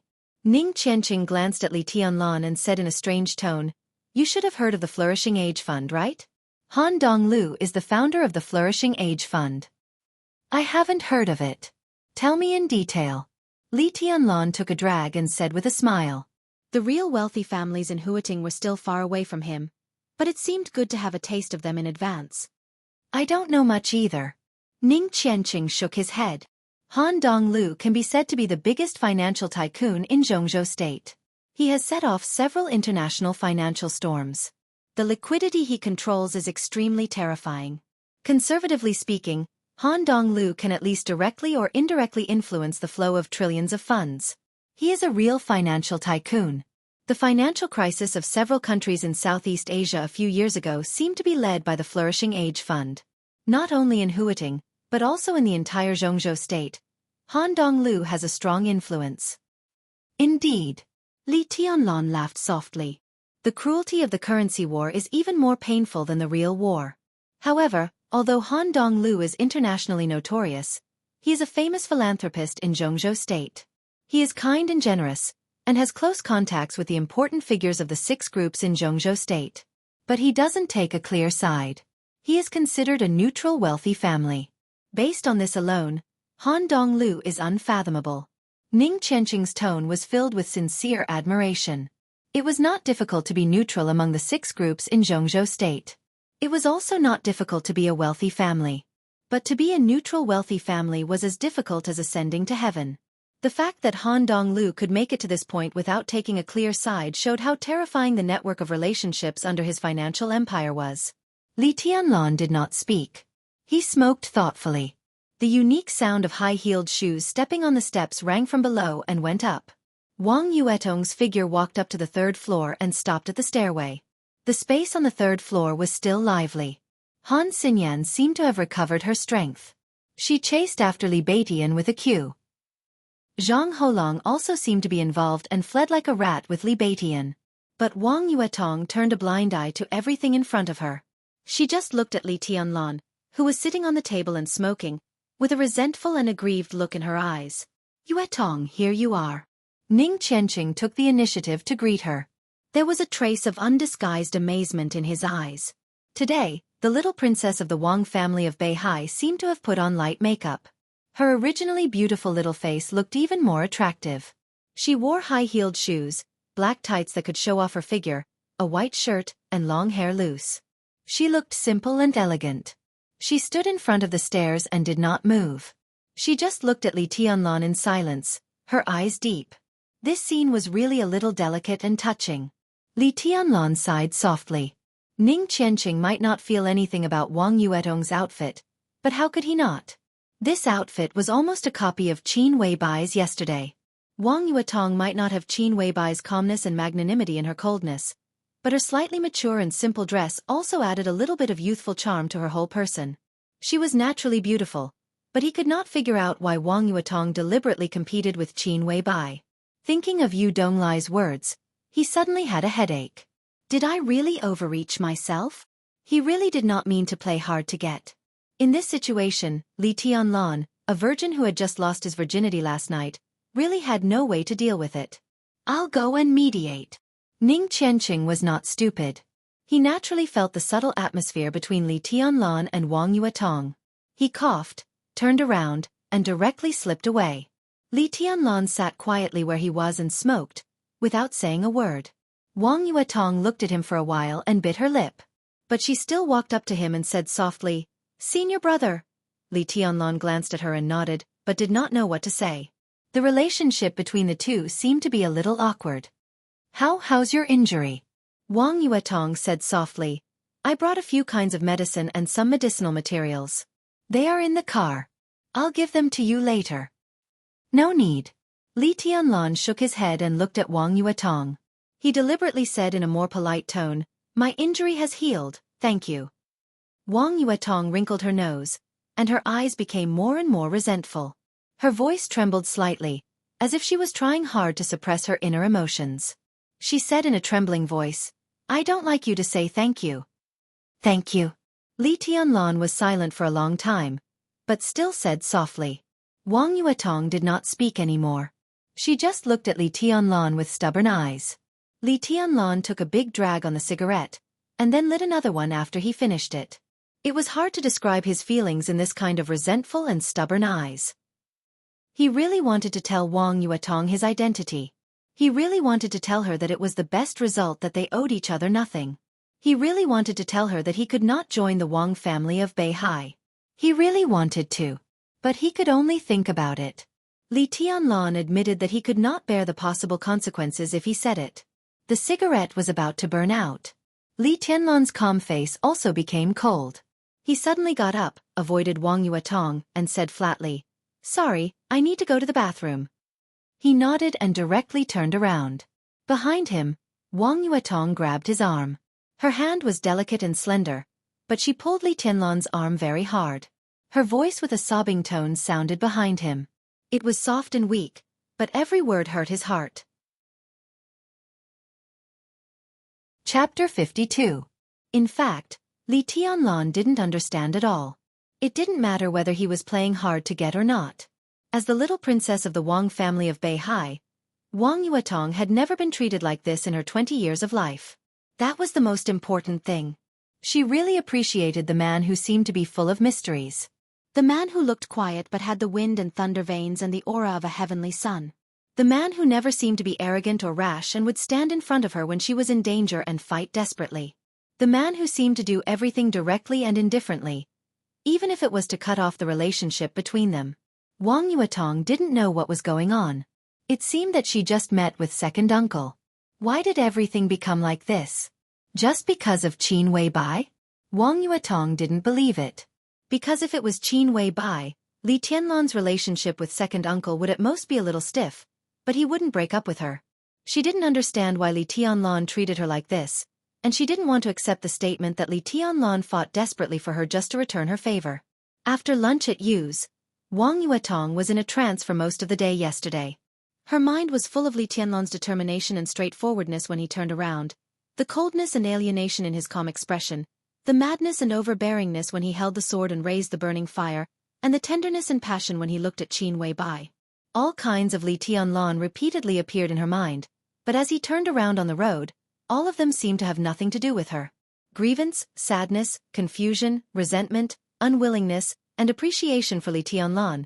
In a short period of time, Wang Yuetong's heart had accumulated so many complex emotions that she could not even describe them. With such complex feelings gathered together, she even had the idea of snatching Li Tianlan away from Qin Weibai at all costs. Wang Yuetong knew that her state was not right. She was the little princess of the Wang family of Beihai. She should be proud, reserved, and indifferent to the pursuit of a large number of young talents. But self-hypnosis over and over again couldn't change her inner thoughts at all. Especially after seeing Li Tianlan, her intuition kept telling her that she should go crazy for once. At least, she couldn't break up with this man so inexplicably. So at the moment when Li Tianlan was about to get up and leave with a distant face, Wang Yuetong took the initiative to reach out and grab his arm. Her voice was trembling so much that it sounded a little shrill. Her tone contained a trace of grievance and bitterness that made people's hearts tremble. The entire third floor seemed to have quietened down. Li Beitian and Zhang Holong stopped running. Han Xinyan gave up chasing him. Ning Qianqing, who was still a distance away from the battlefield, also stopped and turned around. In their eyes, Wang Yuetong was holding Li Tianlan's arm with both hands, looking like a pitiful little girl who had just quarreled with her boyfriend but didn't want him to leave. She looked so pitiful. Li Tianlan stood there stiffly, silent. They were dumbfounded. Everyone who saw this scene couldn't react in time. The pitiful girl in front of him was the little princess of the top aristocratic family in Jianghu state. What was going on? What the hell happened yesterday? Li Beitian looked at all this with dull eyes and murmured to himself. This was a King harvest of the highest quality. How many people had seen the little princess of the Wang family of Beihai like this? How the CK did she do it? Who is this person? Han Xinyan asked, holding the queue tightly. Of course, she wasn't asking about Wang Yuetong. Although the Han family in Huiting was a new aristocratic family, the Flourishing Age Fund was extremely powerful. A few years ago, when the Flourishing Age Fund shorted the Japanese yen, it took the lead and all the major genes in the world followed. In just a few months, trillions of capital poured into the financial market of East Island State. The financial order of the entire East Island State was almost completely broken. While the Flourishing Age Fund made a lot of money, several countries in Southeast Asia were trembling with fear and even couldn't sleep at night. Behind this incident, in fact, was a cooperation between the Wang family of Beihai and the Flourishing Age Fund at the same time. At that time, Wang Tianzong, the #1 expert in Jianghu State, who was known as Sword Emperor, went to Huiting to have a secret talk with Han Donglu. Han Xinyan, the only daughter of Han Donglu, was also there. Wang Yuetong and several other young talents of the Wang family of Beihai were also there. In just a few days, she might not be able to establish a deep personal relationship with Wang Yuetong, but it was not difficult to get familiar with her at all. Li Tianlan, my brother. Ning Qianqing and Li Beitian said in unison. He's also my brother. Zhang Holong followed and said weakly. Even your reaction is half a beat slower than others. You're so stupid. Han Xinyan wrinkled her delicate little nose and snorted. Zhang Holong smiled bitterly and continued to watch the show.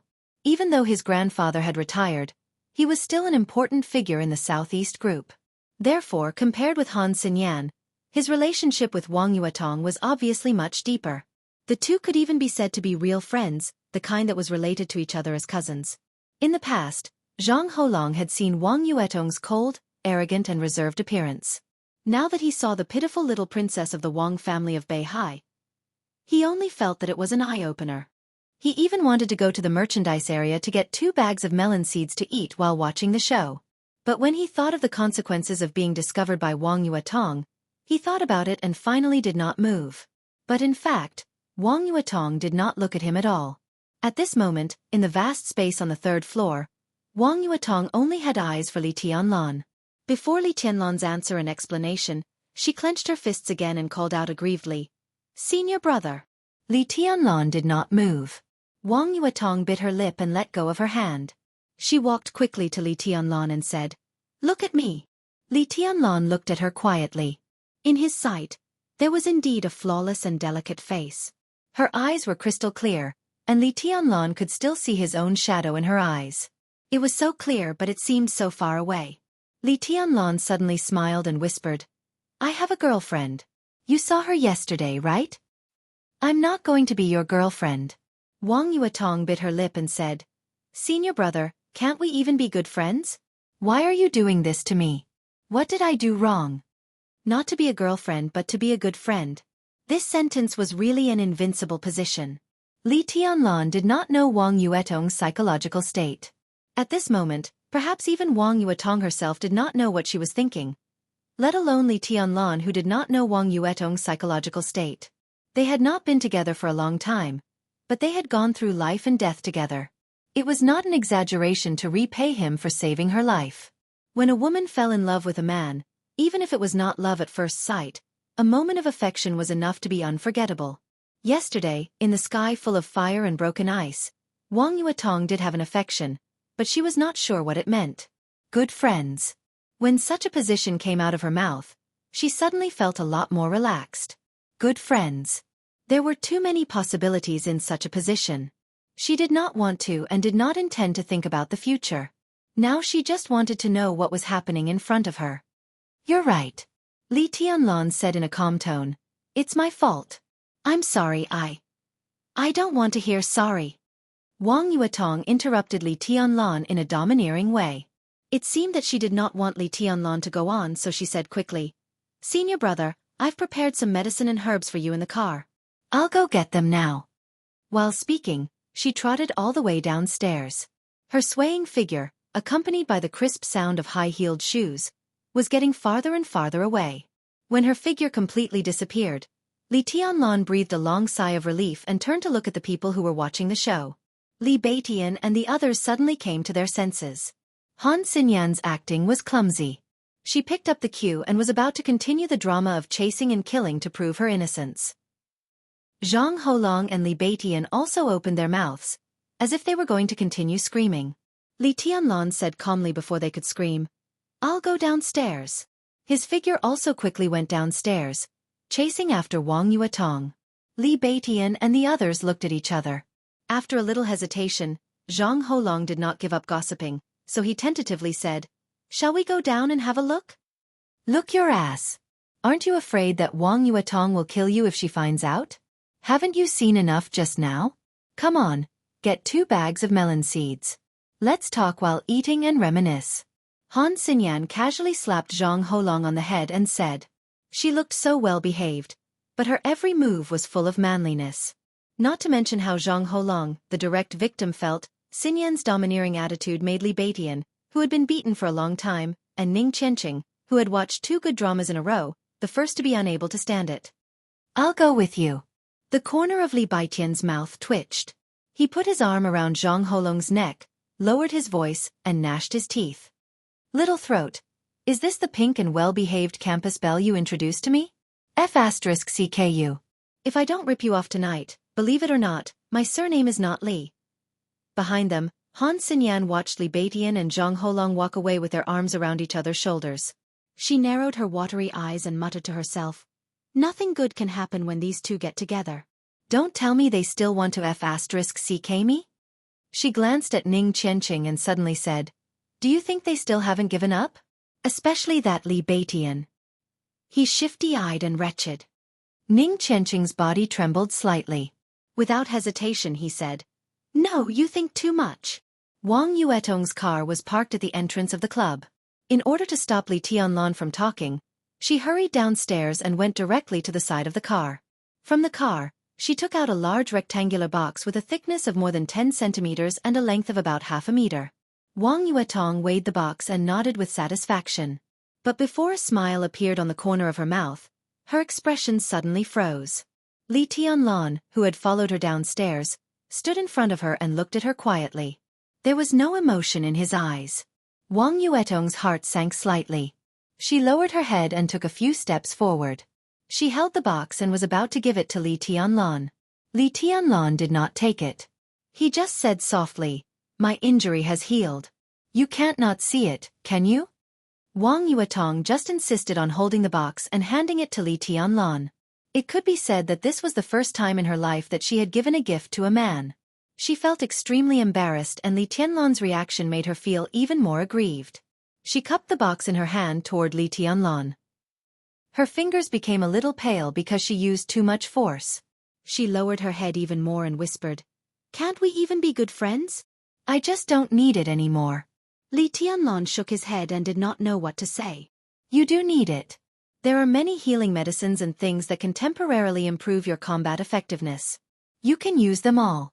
Bring them back to the Sky Academy, and they can help you build up enough credits faster.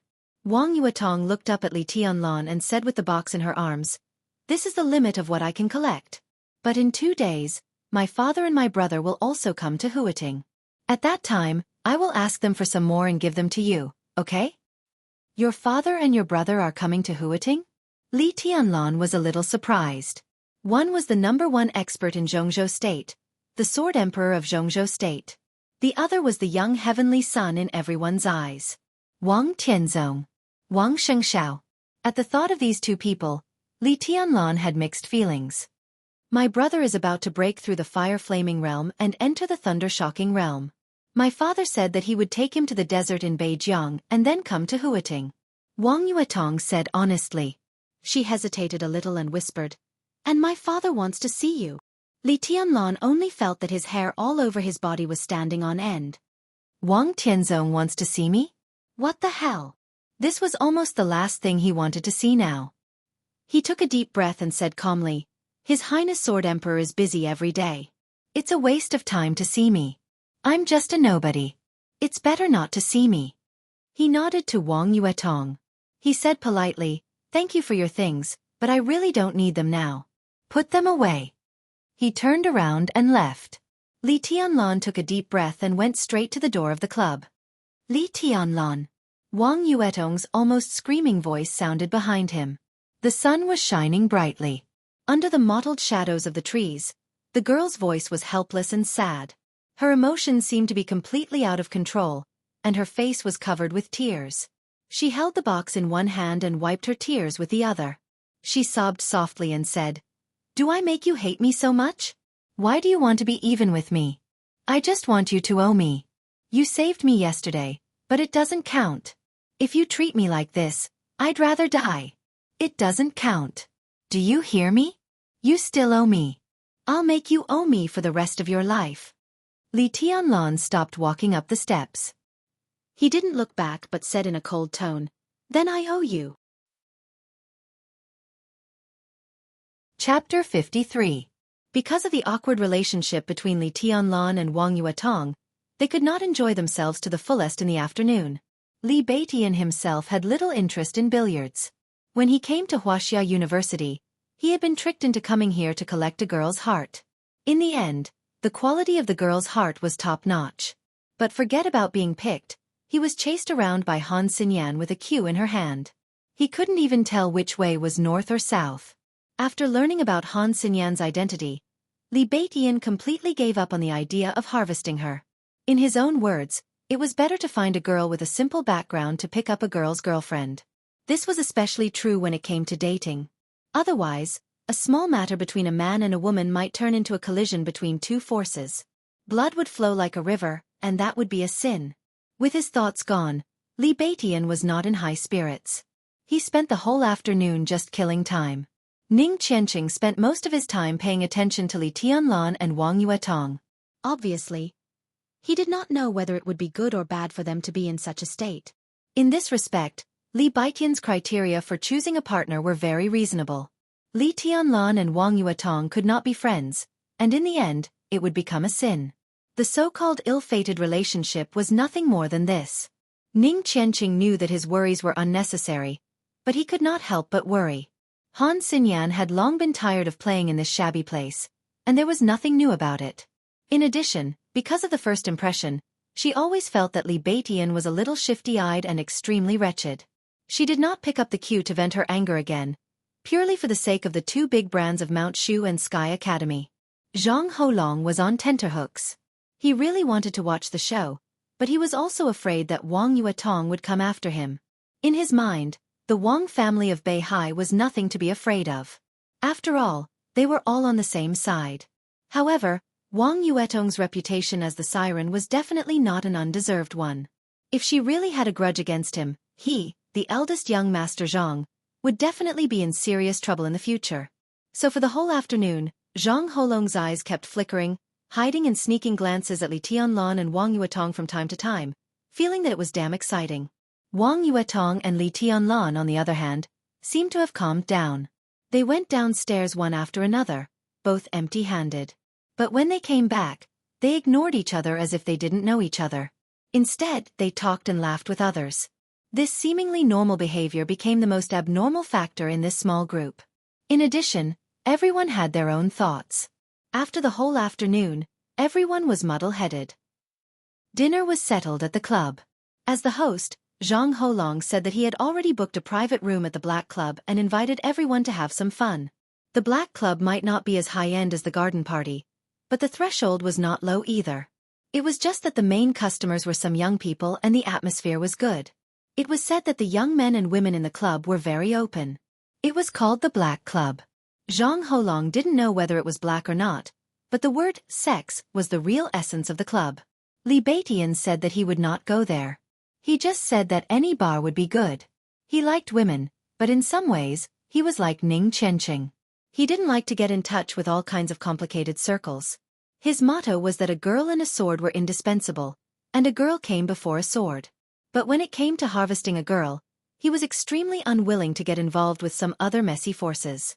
Moreover, there were many so-called daughters of famous families who kept their chastity as pure as Wang Yuetong, but there were also many who had messy private lives. Li Beitian was harvesting a girl, so the fairer the better. If he met a girl who was reserved on the surface and acted like a girl who was inlaid with gold and jade on the surface, but turned out to be a skilled veteran in bed, it would be really difficult to decide whether to have sex with her or not. And whether to have sex with her or not, it would be very unappetizing. Li Beitian preferred to go to places that were of a higher class but were open to the public. There were many talented and naive young girls in Shushan. Li Beitian rarely ate the grass near his nest, but after so many years, he was tired of looking at them. Instead, it was those young and mature women who had received higher education who were intellectual and refined that were the most lethal to him. Those entertainment places that were relatively clean and did not have a foul atmosphere were the best places to harvest in his eyes. Zhang Holong looked at their reactions. Ning Qianqing and Han Xinyan didn't care about this kind of place. Wang Yuetong was still in a cold war with Li Tianlan. Li Beitian, the only one who expressed his opinion, was directly regarded by Zhang Holong as a collective opinion. He nodded and said with a smile, "Then let's go to Hengshan Road. We don't need to set a location. Shall we set off now?" "Then let's go." Li Beitian stood up and was in high spirits. Li Tianlan hesitated and wanted to say something but stopped on second thought. Li Beitian, who was looking at everyone's reaction, suddenly froze and asked in confusion, "Tianlan, Do you have other arrangements? No, I'm free today, Li Tianlan said with a smile. He really planned to go home. How could he sit still when he thought that there was a beautiful woman waiting for him at home? Maybe when he went back, he could have a deep experience of Qin Wei Bai in a short skirt and black stockings. How could he sit still? Hengshan Road and Henghu Road were all floating clouds in his eyes. However, this was their first group action after the Sky Academy's holiday. No matter how anxious he was, it was not appropriate for him to leave now. It was good to follow the good advice and have some fun. Wang Yuetong, who deliberately sat next to Li Tianlan during the meal but didn't talk to him, stood up in silence and followed Li Tianlan downstairs. There were 6 people in the small group, but they drove 3 cars.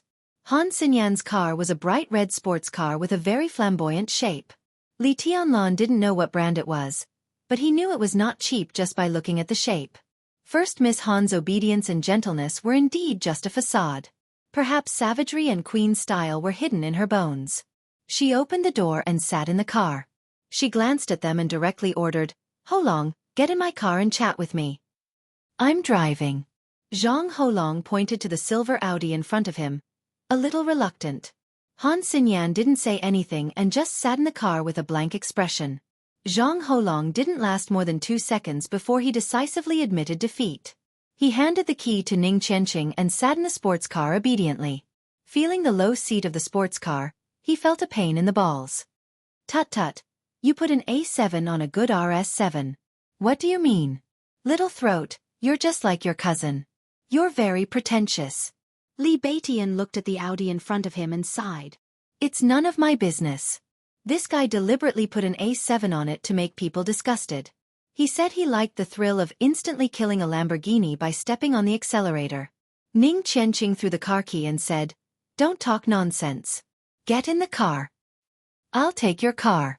Li Tianlan opened his mouth. As soon as he took a step forward, his palm was directly held by a tender and warm little hand. He turned his head slightly. Wang Yuetong stood beside him without saying a word. She held his hand with one hand and lowered her head without saying a word. But the meaning she wanted to express was very obvious. That was no way.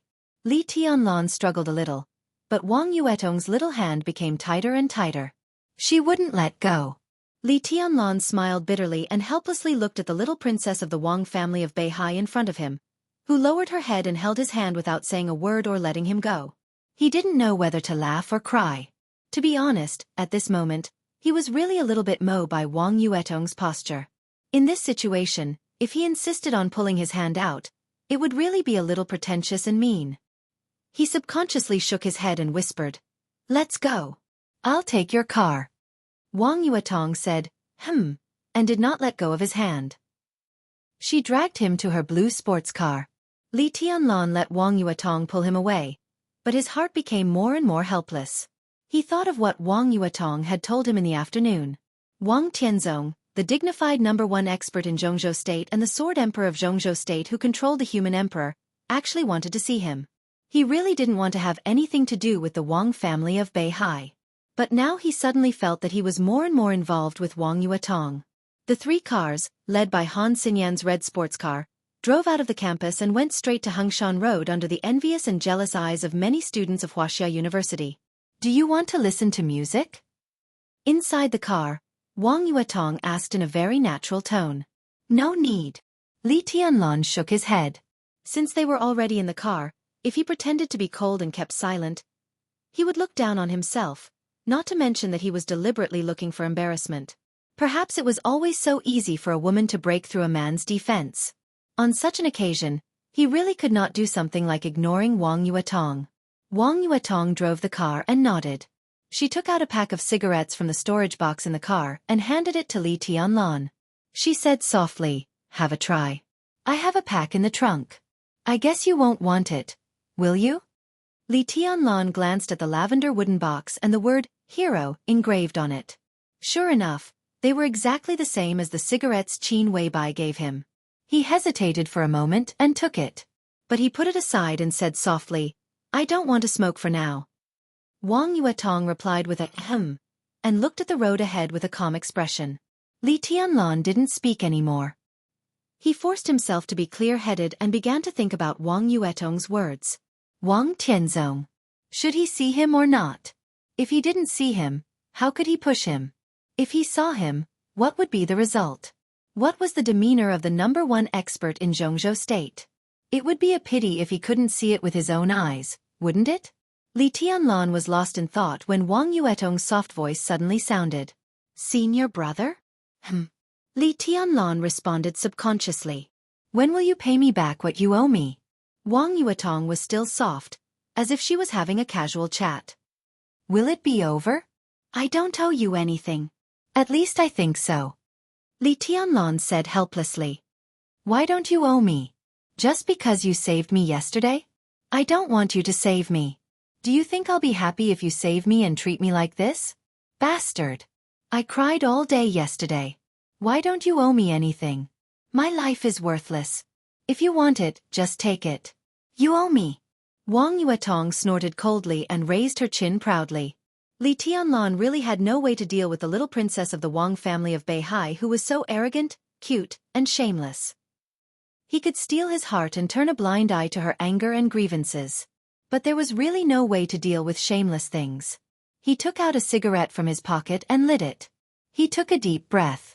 In the faint smoke, he said with a bitter smile, You're pestering me endlessly. Yes, I am. What can you do? Do you hate me? Li Tianlan twitched the corner of his mouth. He didn't say anything and just took a big puff.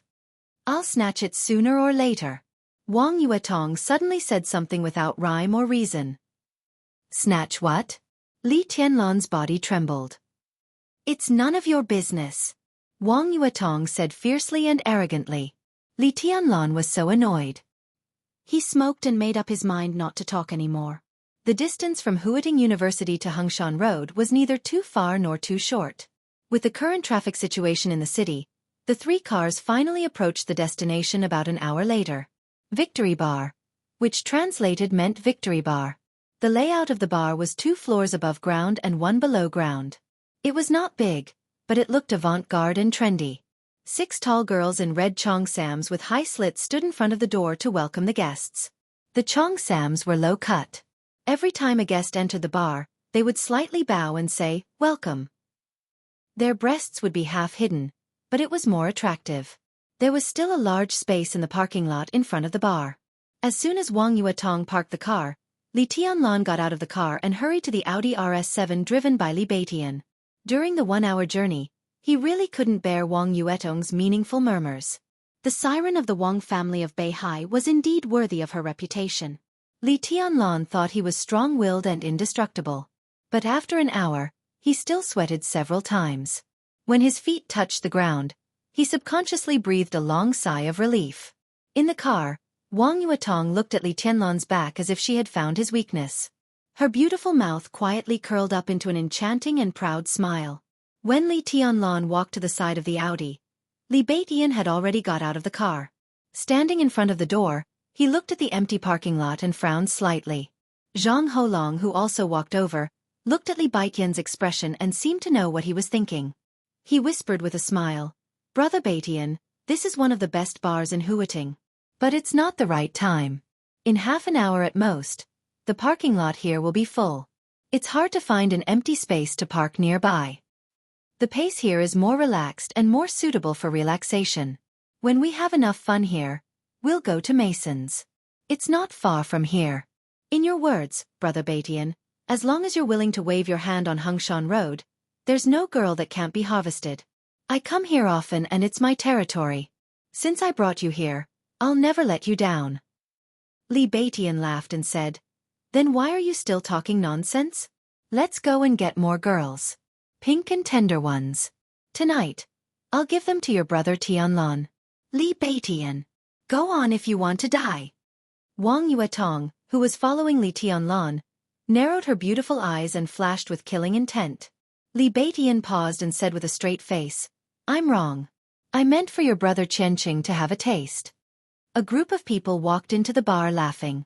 Intentionally or unintentionally, Li Batian and Ning Qianqing paused and fell behind Li Tianlan.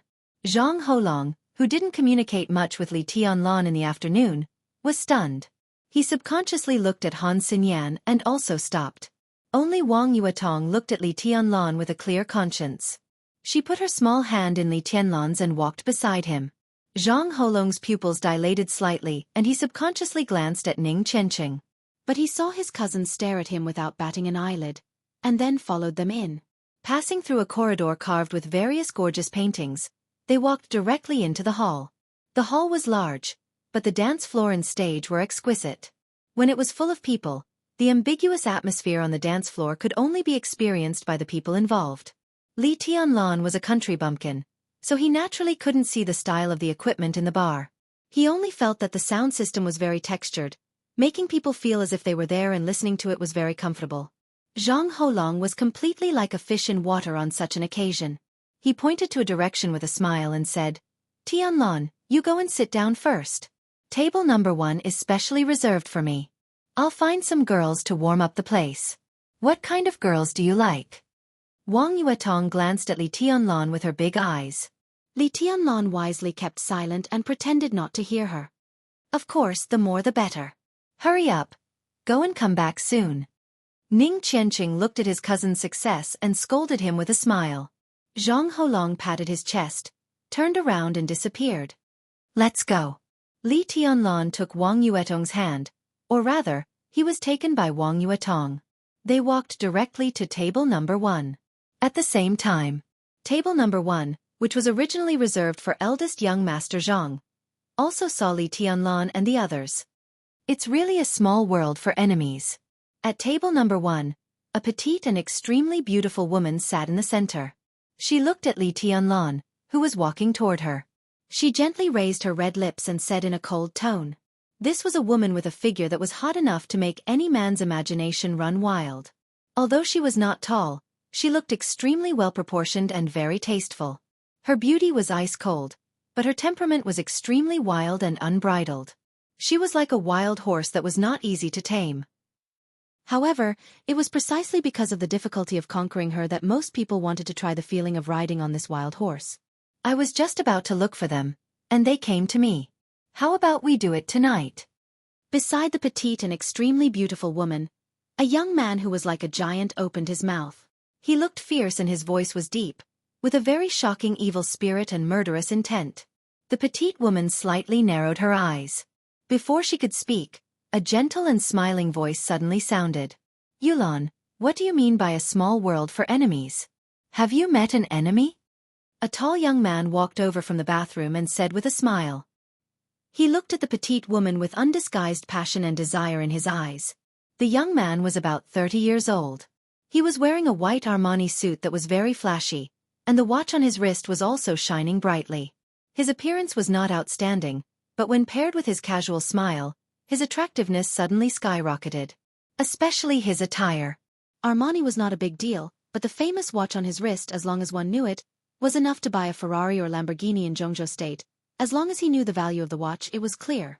The petite woman and the young man looked at each other, and a trace of extremely obscure contempt flashed in their calm and cold eyes. She slightly raised her chin and looked at Li Tianlan, who was getting closer and closer. She lightly said, "Young Master Zhong, you must know them." The young man slightly raised his eyebrows and turned his head subconsciously. He immediately saw Li Tianlan and the others. He slightly frowned.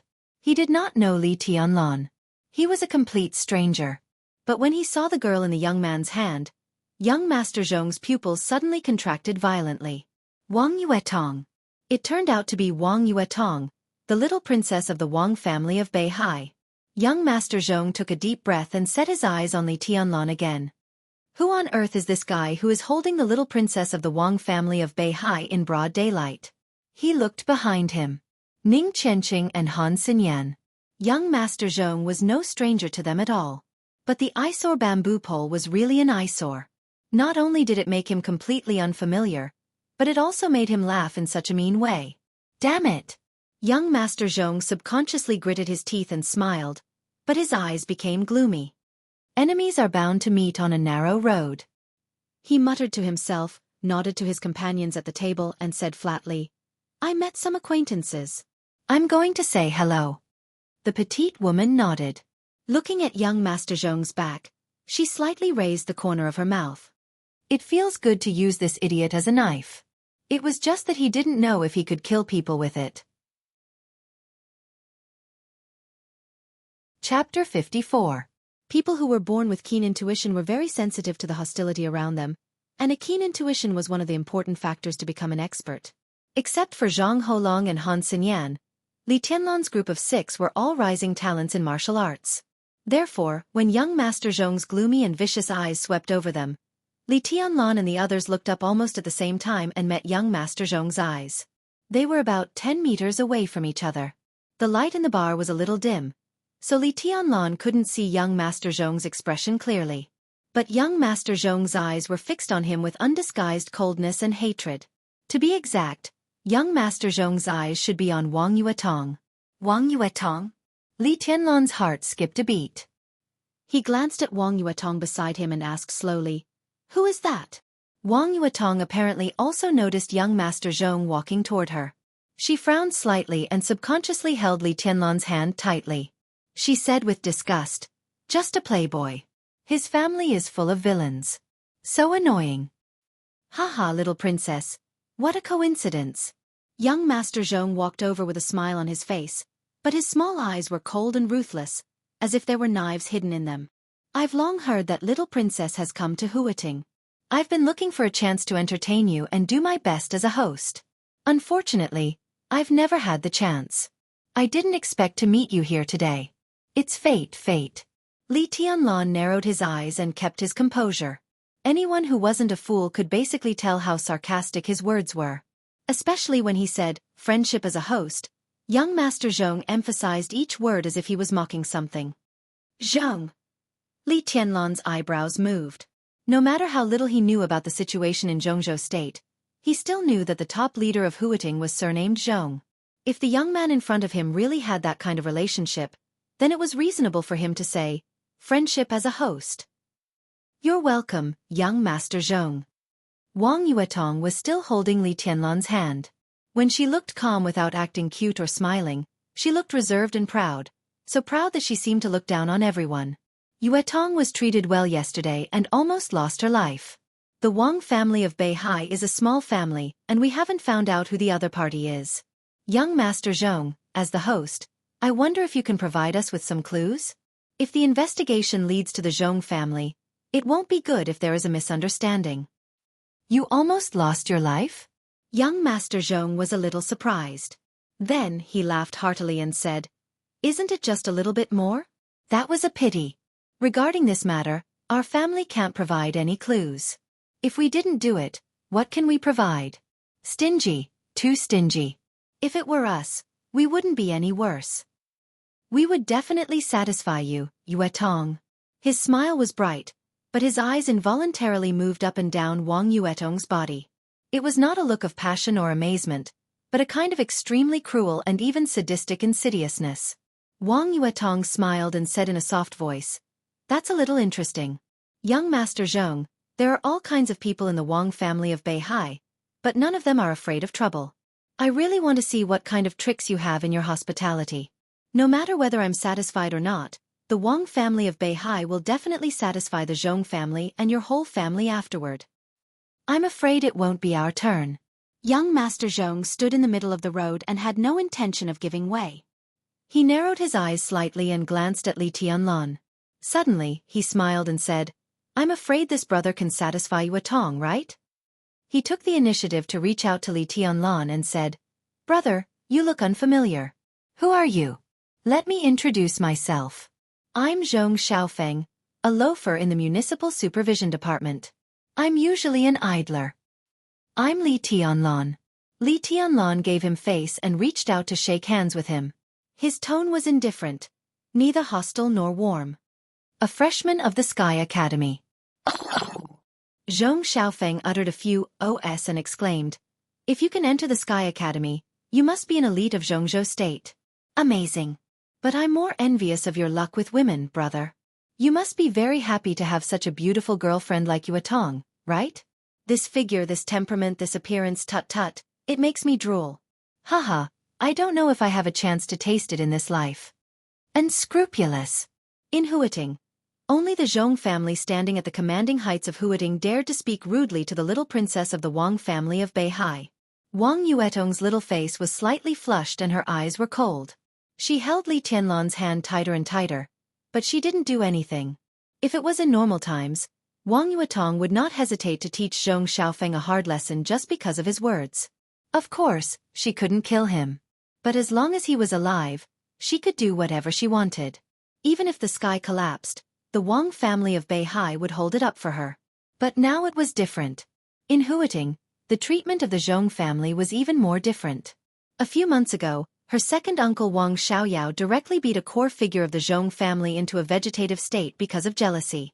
During these months, the Zhong family of Huiting seemed to be peaceful, but the towering figure of the Zhong family had always been active in the dark. He had a very high position in the prince group, and the whole prince group was ready to make trouble. In dealing with the Zhong family, the Wang family of Beihai was now under pressure. There were still a lot of things about her second uncle that had not been cleaned up. At this time, in the face of the Zhong family's provocation, she had to bear it no matter what. Her second uncle beat an important figure of the Zhong family into a vegetative state not long ago. Now if she crippled Zhong Xiaofeng, then the Wang family of Beihai and even the whole southeast group would probably incur public anger.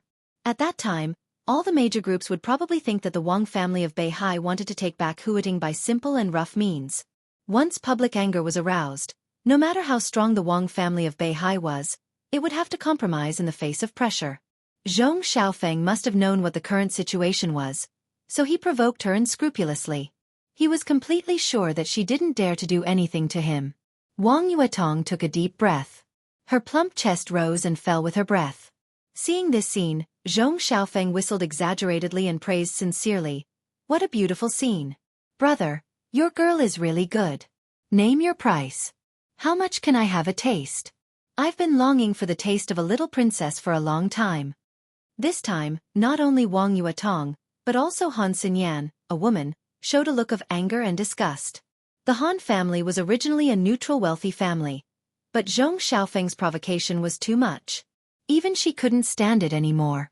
Li Beitian and Ning Qianqing stood behind Li Tianlan, one on the left and the other on the right, waiting for him to make a statement with no expression on their faces. Do you want to have a taste? Li Tianlan was still holding Zhong Xiaofeng's hand and asked with a gentle smile. What? You don't want to? Zhong Xiaofeng's eyes suddenly became sharp and even a little ferocious. Li Tianlan seemed to be in a dilemma. After hesitating for a while, he continued with a smile. It's Yuetong who doesn't want to, so I'm afraid you can't have a taste. The contempt in Zhong Xiaofeng's eyes flashed away, and then he laughed and said, So you have no objection? It's good that you have no objection. Even if Yuetong is not willing now, I can solve my doubts from you, brother. It's said that the little princess of the Wang family of Beihai is as pure as ice and as clean as jade. Tut, brother, tell me, how does the little princess behave in bed? Is she coquettish? Is she tight? I'm not interested if she's too loose. By now, Li Tianlan could almost clearly smell the conspiracy behind this provocation. He didn't know what it meant, but the undercurrent of the situation in Zhongzhou State was surging more and more clearly in front of him. Gu Yunxia's speech at the start of term ceremony, Zhuang Huayang's invitation, Wang Yuetong's attack, Zhong Xiaofeng's initiative and even deliberate provocation, and Wang Yuetong's current forbearance. Everything seemed to be independent, but there seemed to be some subtle implications. It seemed that many invisible hands, intentionally or unintentionally, were reaching into Huiting. The storm was gathering. Huiting had gradually become the center of the vortex. There were already so many clues around him, so how much more shocking would there be in the places that he couldn't see? Li Tianlan didn't know what would happen in the future, but at least he was sure that in the face of Zhong Xiaofeng's provocation, he didn't have to stand up for Wang Yuetong. In the current situation, he didn't need to show off. The Wang family of Beihai would take care of it. Therefore, in the face of Zhong Xiaofeng's extremely insulting question, he just shook his head, as if he really didn't have any temper. He laughed and said, I don't know. Wang Yuetong's eyes dimmed slightly. Behind him, Han Xinyan's eyes also flashed a trace of disappointment. Brother, it seems that you want to leave me a sense of mystery. I know what you're thinking. After I have a taste of Yuetong, we can have a good talk. I'll unlock many new positions for you, by the way. You're so sensible, I think you'll say thank you to me, right? Zhong Xiaofeng laughed. Not only did his words become more and more outrageous, but he even stretched out his hand and gently patted Li Tianlan's face. Li Tianlan looked calm, but his eyes narrowed slightly. Zhong Xiaofeng looked at Li Tianlan and didn't speak. He suddenly lost interest in such a cowardly Li Tianlan and didn't want to tease these freshmen of the Sky Academy too much. His goal had always been firmly locked on the Wang family of Beihai. How unattainable was the little princess of the Wang family of Beihai? But now, because of a cousin, the entire Wang family of Beihai had to endure in Huiting. Before the storm ended, who knew if this kind of tolerance would be temporary or permanent? Zhong Xiaofeng was fearless. No matter now or in the future, with his identity, as long as the prince group didn't lose power, the Wang family of Beihai couldn't do anything to him. Even if he couldn't taste Wang Yuetong tonight, he could enjoy talking in front of the goddess. It was also good. Yuetong, how about a drink with your brother Zhong alone? The wine here is ordinary. If you think it's not drinkable, I have something good here. It's been stored for several days. It's definitely strong and tasty enough. Do you want to try it? Zhong Xiaofeng looked at Wang Yuetong and laughed softly. Get out of the way. Wang Yuetong looked calm. Zhong Xiaofeng, I'll give you another chance. Get out of the way now, or I can guarantee that you'll soon end up like Zhong Yue. Zhong Yue. Zhong Xiaofeng's cousin was also the young master who was beaten into a vegetative state by Wang Xiaoyao a few months ago. For a few months, Zhong Yue had been in a coma, with only one breath left, and he didn't even have consciousness. Zhong Xiaofeng whistled again, but his body didn't move at all. He laughed wildly and said, Amazing, Yuetong is really domineering. You scared me to death. Who do you want to stand up for you? Just by relying on this pretty boy next to you? Or do you want to call your second uncle here? Go and call your second uncle here. Let him have a try to hurt me. Let's see if he dares to do so. You disabled my cousin for a bitch. Do you really think Zhongzhou State belongs to the Wang family of Beihai? Bullshit. He's pursuing Qin Weibai, isn't he?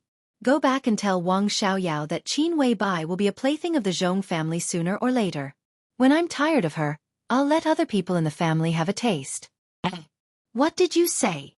Li Tianlan suddenly interrupted Zhong Xiaofeng's wild laughter and asked calmly. Zhong Xiaofeng glanced at Li Tianlan and said with a grim smile, I said, Smack! Li Tianlan suddenly reached out and slapped Zhong Yue hard in the face. Almost all the people in the area near the bar could hear the crisp sound. This slap did not only hit his face, but also hit his bones. Zhong Xiaofeng, who was more than 1.8 meters tall, was sent flying like a paperman by Li Tianlan's slap. He weighed more than 170 kilograms, so his feet were lifted off the ground. But before he could fly far, Li Tianlan reached out again and pulled his hair. When he subconsciously arched his body, Li Tianlan hit his abdomen with his knee. Puff! Teeth and blood spurted directly from Zhong Xiaofeng's mouth. His mouth was completely deformed. He whimpered and wanted to raise his head. There was a little confusion in his eyes. But there was no hesitation in Li Tianlan's actions. They were coherent, dense, precise, and ruthless. A series of actions revealed incomparable decisiveness and violence. Zhong Xiaofeng tried hard to raise his body, but he was pressed down. Li Tianlan hit him hard in the back with his elbow. Senior brother, don't. Wang Yuetong's slightly deformed voice sounded. With a series of particularly crisp sounds of bones breaking, Zhong Xiaofeng's entire spine was almost completely smashed by this elbow. Without the support of his body, he suddenly fell to the ground like a puddle of mud and completely passed out. Everything happened so fast that the people at table number 1 did not react until Li Tianlan completely destroyed Zhong Xiaofeng's spine. Fa! A dull roar suddenly came from table number 1, and a gigantic burly figure rushed toward Li Tianlan in an instant. The air in the bar suddenly became hot. But before the fire completely rose, Li Tianlan, who grabbed Zhong Xiaofeng with one hand and his fingers almost dug into Zhong Xiaofeng's flesh, moved forward instead of retreating. He directly punched the burly man who rushed toward him. One punch against another. There seemed to be wind and thunder roaring in the air. All the joints in Li Tianlan's body were vibrating at the same time. In an instant, all the strength was condensed in his fist. Bang! In the dull sound, the whole bar seemed to be shaking. The delicate floor tiles under Li Tianlan's feet were completely smashed in an instant. His feet sank into the ground, while the burly figure rushing toward him flew back at a faster speed. He brushed past table number 1 and knocked over a large number of tables and chairs. Zhong Xiaofeng's 2 bodyguards followed closely and rushed toward Li Tianlan from both sides. Li Tianlan's expression was as still as dead water from beginning to end. Human Emperor did not come out. Inside the bar, he directly picked up Zhong Xiaofeng's body and shook it hard. Crack, crack. In an instant, not only his spine, but also the bones of Zhong Xiaofeng's arms, legs, and even fingers were completely smashed. Under the sharp pain, Zhong Xiaofeng, who was originally in a coma, suddenly woke up, but he could not howl. With his mouth completely deformed, he could only let out a dying whimper. One bodyguard was swept by Zhong Xiaofeng and his strong body was swept away. The other bodyguard was kicked in the abdomen by Li Tianlan before he could get close to Li Tianlan. His whole body flew toward the bar counter. The huge force carried his body and directly smashed the marble bar counter. Gravel rolled, wine cabinets collapsed, and all kinds of expensive or ordinary drinks fell down, filling the air with the aroma of wine. It was a mess. Whether it was Wang Yuetong and the others or the guests at table number 1, everyone was dumbfounded. Li Tianlan did not stop. He carried Zhong Xiaofeng's body and strode to table number 1. At table number 1, at the same time, the body of the petite woman at the head suddenly tightened. Li Tianlan picked up Zhong Xiaofeng's feet, swung his whole body up, and smashed him hard on the marble table. Zhong Xiaofeng's head hit the table hard. Table number 1 was completely broken. Wine and fruit plates flew everywhere. Zhong Xiaofeng, who was almost covered in blood, lay in a pile of stones, twitching instinctively. Li Tianlan's expression remained unchanged. He squatted down beside Zhong Xiaofeng and looked at the slightly twitching Zhong Xiaofeng, whose eyes were dim and frightened. He said lightly, "Now you don't need to say anything. I forgot to tell you that the Qin Wei Bai you mentioned is my woman. Who do you think you are? Who do you think Wang Xiaoyao is? Do you think you are qualified to hit on my woman? You asked for everything that happened today. You deserve it."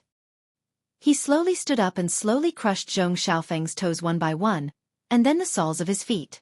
In the clear sound of bones breaking, he straightened up and looked at the petite woman who was still sitting in the same place with some wine spilled on her.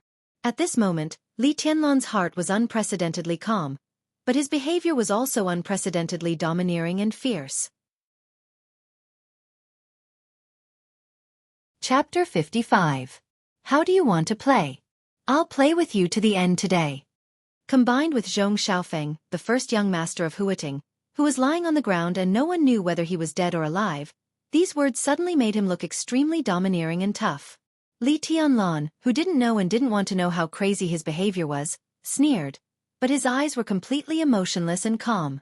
Extreme calmness often meant extreme madness.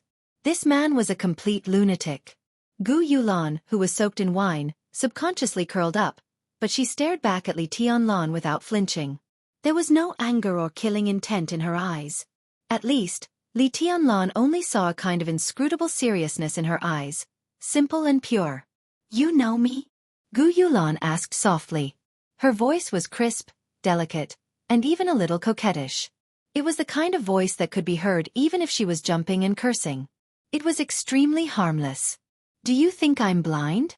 Li Tianlan asked in a cold tone, glancing at the other young people at table number 1 who had different expressions. In the Sky Academy, Gu Yulan wore a delicate and small mask on her face. Indeed, very few people saw her real face.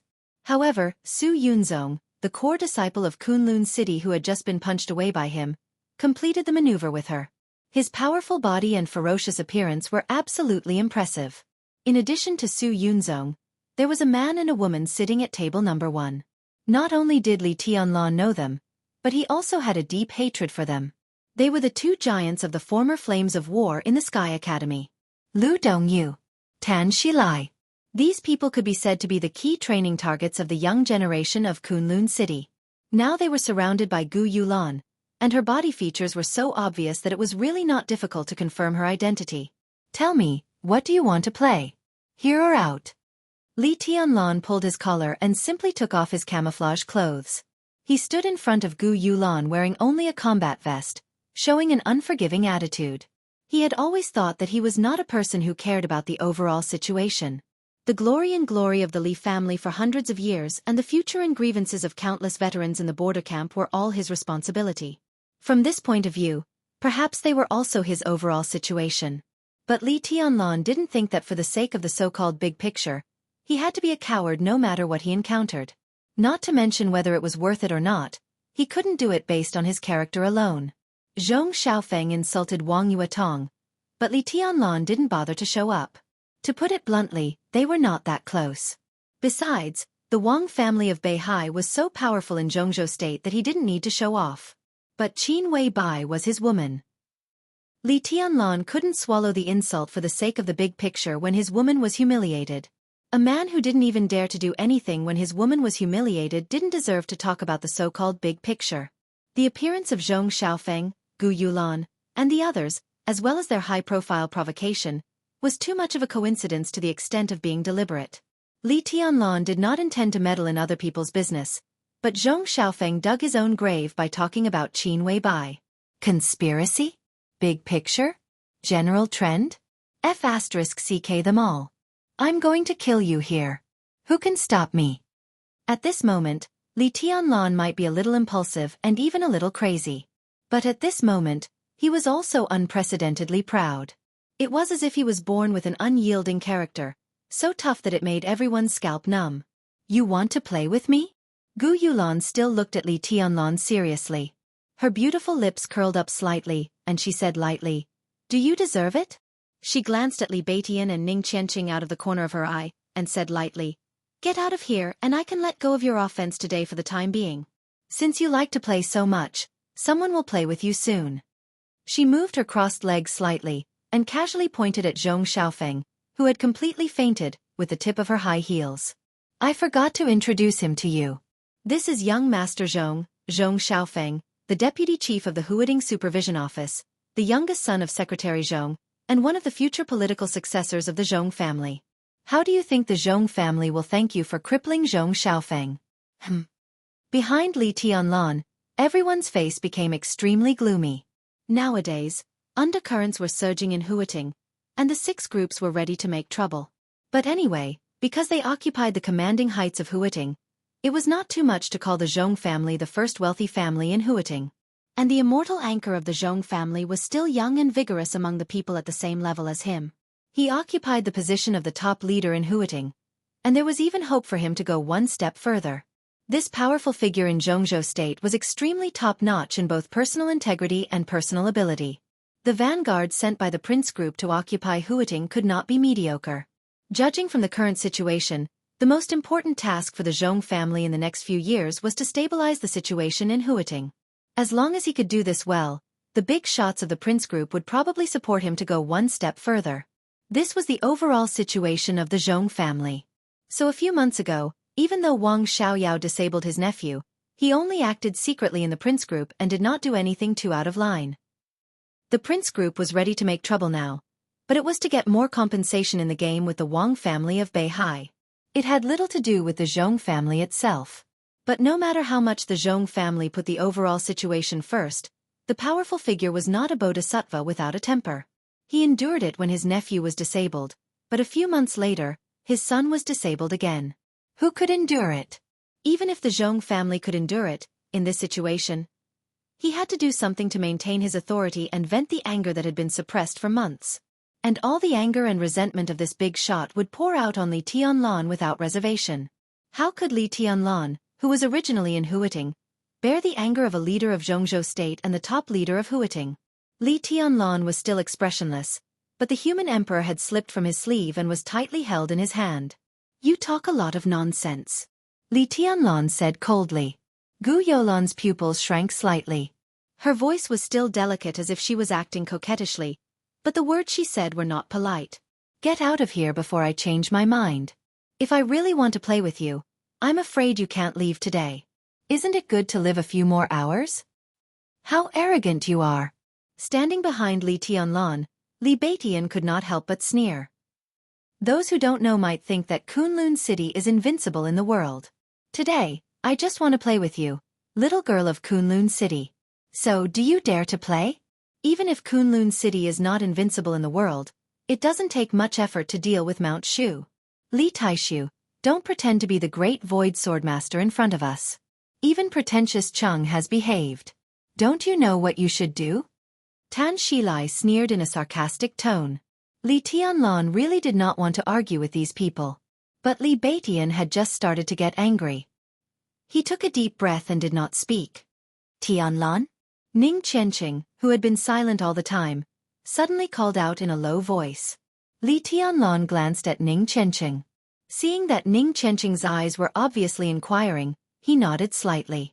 There seemed to be no fluctuation in his eyes, but there was a trace of uncontrollable unwillingness and fighting desire in the depths of his eyes. Ning Qianqing took a deep look at him and nodded slightly. The so-called tacit understanding and communication had been completed inadvertently. He had never thought that Qin Weibai, who was a legend in Huiting and even in the entire Zhongzhou state, would be Li Tianlan's woman. And he had never thought that Li Tianlan would hit Zhong Xiaofeng so hard. Even if Zhong Xiaofeng managed to survive such an injury, all his bones would be completely shattered and he would become a completely useless person in the future. And the most fundamental reason for all this was that Zhong Xiaofeng had insulted Qin Weibai. But would everything really be so simple? Maybe it was from the beginning. Because of Qin Weibai, Li Tianlan completely disabled Zhong Xiaofeng. But under normal circumstances, everything should have stopped there. Then, they would start to wait for the Zhong family's revenge. But Li Tianlan took the initiative to provoke Gu Yulan and refused to let her go. This was not something that could be explained by impulse or recklessness. Obviously, Li Tianlan was going to do something. Looking at Li Tianlan's response, Ning Qianqing was even more sure of this. Now, he obviously did not want Gu Yulan to stay out of this storm. Instead, he wanted to drag her completely into it. What on earth was Li Tianlan planning when he had just entered Huiting? Would such a move be risky when he did not have a thorough understanding of the situation? Ning Qianqing thought quickly in his mind, but the current time did not allow him to come up with a safe answer. Seeing Li Tianlan nod, Ning Qianqing pursed his lips and took a step forward, saying, Mount Shu may not be as good as Kunlun City, but they can still set up a few sword formations.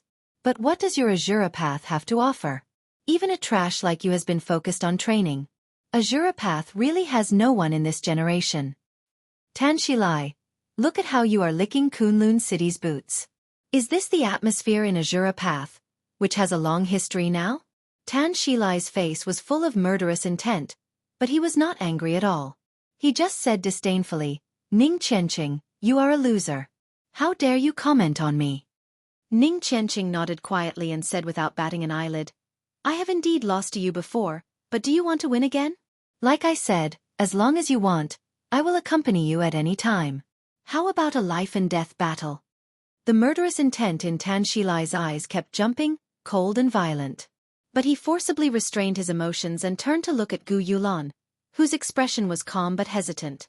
He and Ning Qianqing could be said to have grown up in the same courtyard. Even if they were not playmates, even if their parents had different standpoints, they were far from treating each other as mortal enemies. Many years ago, the two of them even had a friendship that was neither good nor bad. However, due to some strange circumstances, these two young people, who were once playmates, had become completely irreconcilable enemies. Tan Shilai was looking at Gu Yulan. Ning Qianqing was also looking at Li Tianlan. Li Tianlan's expression was calm and his eyes were deep. Obviously, he had made up his mind. Ning Qianqing smiled and directly made up his mind. Shilai, I played with your mother. In terms of seniority, it's not too much for you to call me dad, right? Ning Qianqing, you deserve to die. Tan Shilai, who was looking at Gu Yulan, suddenly stood up and stared at Ning Qianqing with red eyes. King say that again. You want to play so badly? Gu Yulan finally opened her mouth and said flatly, Okay Shilai, you play with them. Her tone was calm, but if one listened carefully, they would find that she was reluctant. Li Tianlan. She had heard this name countless times since the end of the entrance maneuver. Lu Dongyu was saying. Su Yunzong, her follower, was saying. Even Director Gu Yunxia, was saying. She could ignore the opinions of the first two, but she had to pay attention to Gu Yunxia's. Gu Yunxia's meaning was clear. Li Tianlan was likely to become one of the threats to Kunlun City in the future, so she hoped that Gu Yulan would find a suitable opportunity to kill him directly. Gu Yunxia also made it clear that she didn't want to see Li Tianlan return to the Sky Academy to attend classes after the vacation. Given Gu Yunxia's status, it was basically an order for her to say this to Gu Yulan. The plan she gave Gu Yulan was also very simple. She could either kill him directly or disable him in a subtle way. There was no need to explain to kill him directly. It was also not difficult to disable him. According to the information Gu Yulan knew, Li Tianlan had forcibly raised his realm in the entrance maneuver, so he must have been seriously injured. While injured, she could take advantage of this vacation to send people to kill Li Tianlan and force him to keep forcibly raising his realm. When the number of times increased, even if Li Tianlan didn't die, he was bound to be a useless person, and his future achievements would be extremely limited. In terms of candidates, Gu Yulan could choose too many. Lu Dongyu, Tan Shilai, and Su Yunzong were all candidates who could force Li Tianlan to raise his realm. Gu Yulan originally planned to take action when she met Li Tianlan tonight. But judging from Li Tianlan's state when he fought, he didn't look like he was injured at all. As a result, Gu Yulan suddenly became a little hesitant. In her mind, it was best to slowly exhaust Li Tianlan's potential. But when Li Tianlan was in good health, she had to personally take action to force Li Tianlan to raise his realm. In that case, the battle between the two would be a little more risky for her. Therefore, Gu Yulan originally didn't intend to pay attention to Li Tianlan's provocation. Anyway, he had completely disabled Zhong Xiaofeng. Even if she didn't take action, the Zhong family wouldn't let him go. But Li Tianlan was determined to provoke him to the end. Li Baitian and Ning Qianqing began to be eager to take action. In particular, Ning Qianqing's extremely insulting words made Tan Shilai completely lose his mind. At this time, if she still didn't give in, she was afraid that Tan Shilai would have some ideas in his mind. In that case, it was better to take advantage of the situation and not take action against Li Tianlan for the time being. It was also a good choice to first disable Ning Qianqing and make him lose his right-hand man. Okay. Tan Shilai grinned hideously and stared at Ning Qianqing. Tonight, I'll play with you. A life-and-death battle is a life-and-death battle. Loser, you're courting death. Are you sure? Gu Yulan looked at Ning Qianqing's still calm face and said with a frown. Give me 3 minutes. You just need to watch. Tan Shilai twisted his neck and said with resentment in his eyes. Another place? Do you dare to come, drunkard Cheng? I don't care. Ning Qianqing's tone was calm. Tan Shilai nodded, pointed at Ning Qianqing, and walked directly out of the bar. Li Tianlan moved his body and said calmly, Let's follow and have a look. Damn it, what's going on? How did this happen when I was away for a while? As soon as Li Tianlan turned around, Zhang Holong's voice came directly to him. He was followed by a large group of scantily dressed girls, and the one closest to him was a stout fat man with cold sweat all over his face. Young Master Zhang. Your friend beat young Master Zhong Xiaofeng. Young Master Zhang, I'm begging you. Please help me. You must save me. Beside Zhang Holong, the fat man, who weighed at least 250 kilograms, was trembling all over and said in a pitiful tone. Zhong Xiaofeng? Zhang Holong's eyelids twitched. He glanced at Li Tianlan and then said, Why are you so nervous? Take him first. He pointed at Zhong Xiaofeng's body and said, Take this idiot to the hospital and then close the bar for a few days. Wait for my news about the follow-up, okay? The fat boss surnamed Wu nodded with a sad face, his face pale and terrified. Find someone to call the police and hide yourself first. It's okay. Zhang Holong patted the fat boss on the shoulder, left the group of girls around him, and directly chased after Li Tianlan. Vaguely, Li Baitian's voice sounded in front of them with a hint of amazement. Damn it, I really couldn't tell before. Qianqing is so good at drawing hatred. Tan Shilai's face turned green as soon as he said, Played with your mother. Ha ha. Tan Shilai? Ning Qianqing? The muscles at the corners of Zhang Holong's mouth twitched violently. Among the people present, except for Ning Qianqing and Tan Shilai, only Zhang Holong knew that Ning Qianqing was not drawing hatred by saying that he had played with Tan Shilai's mother.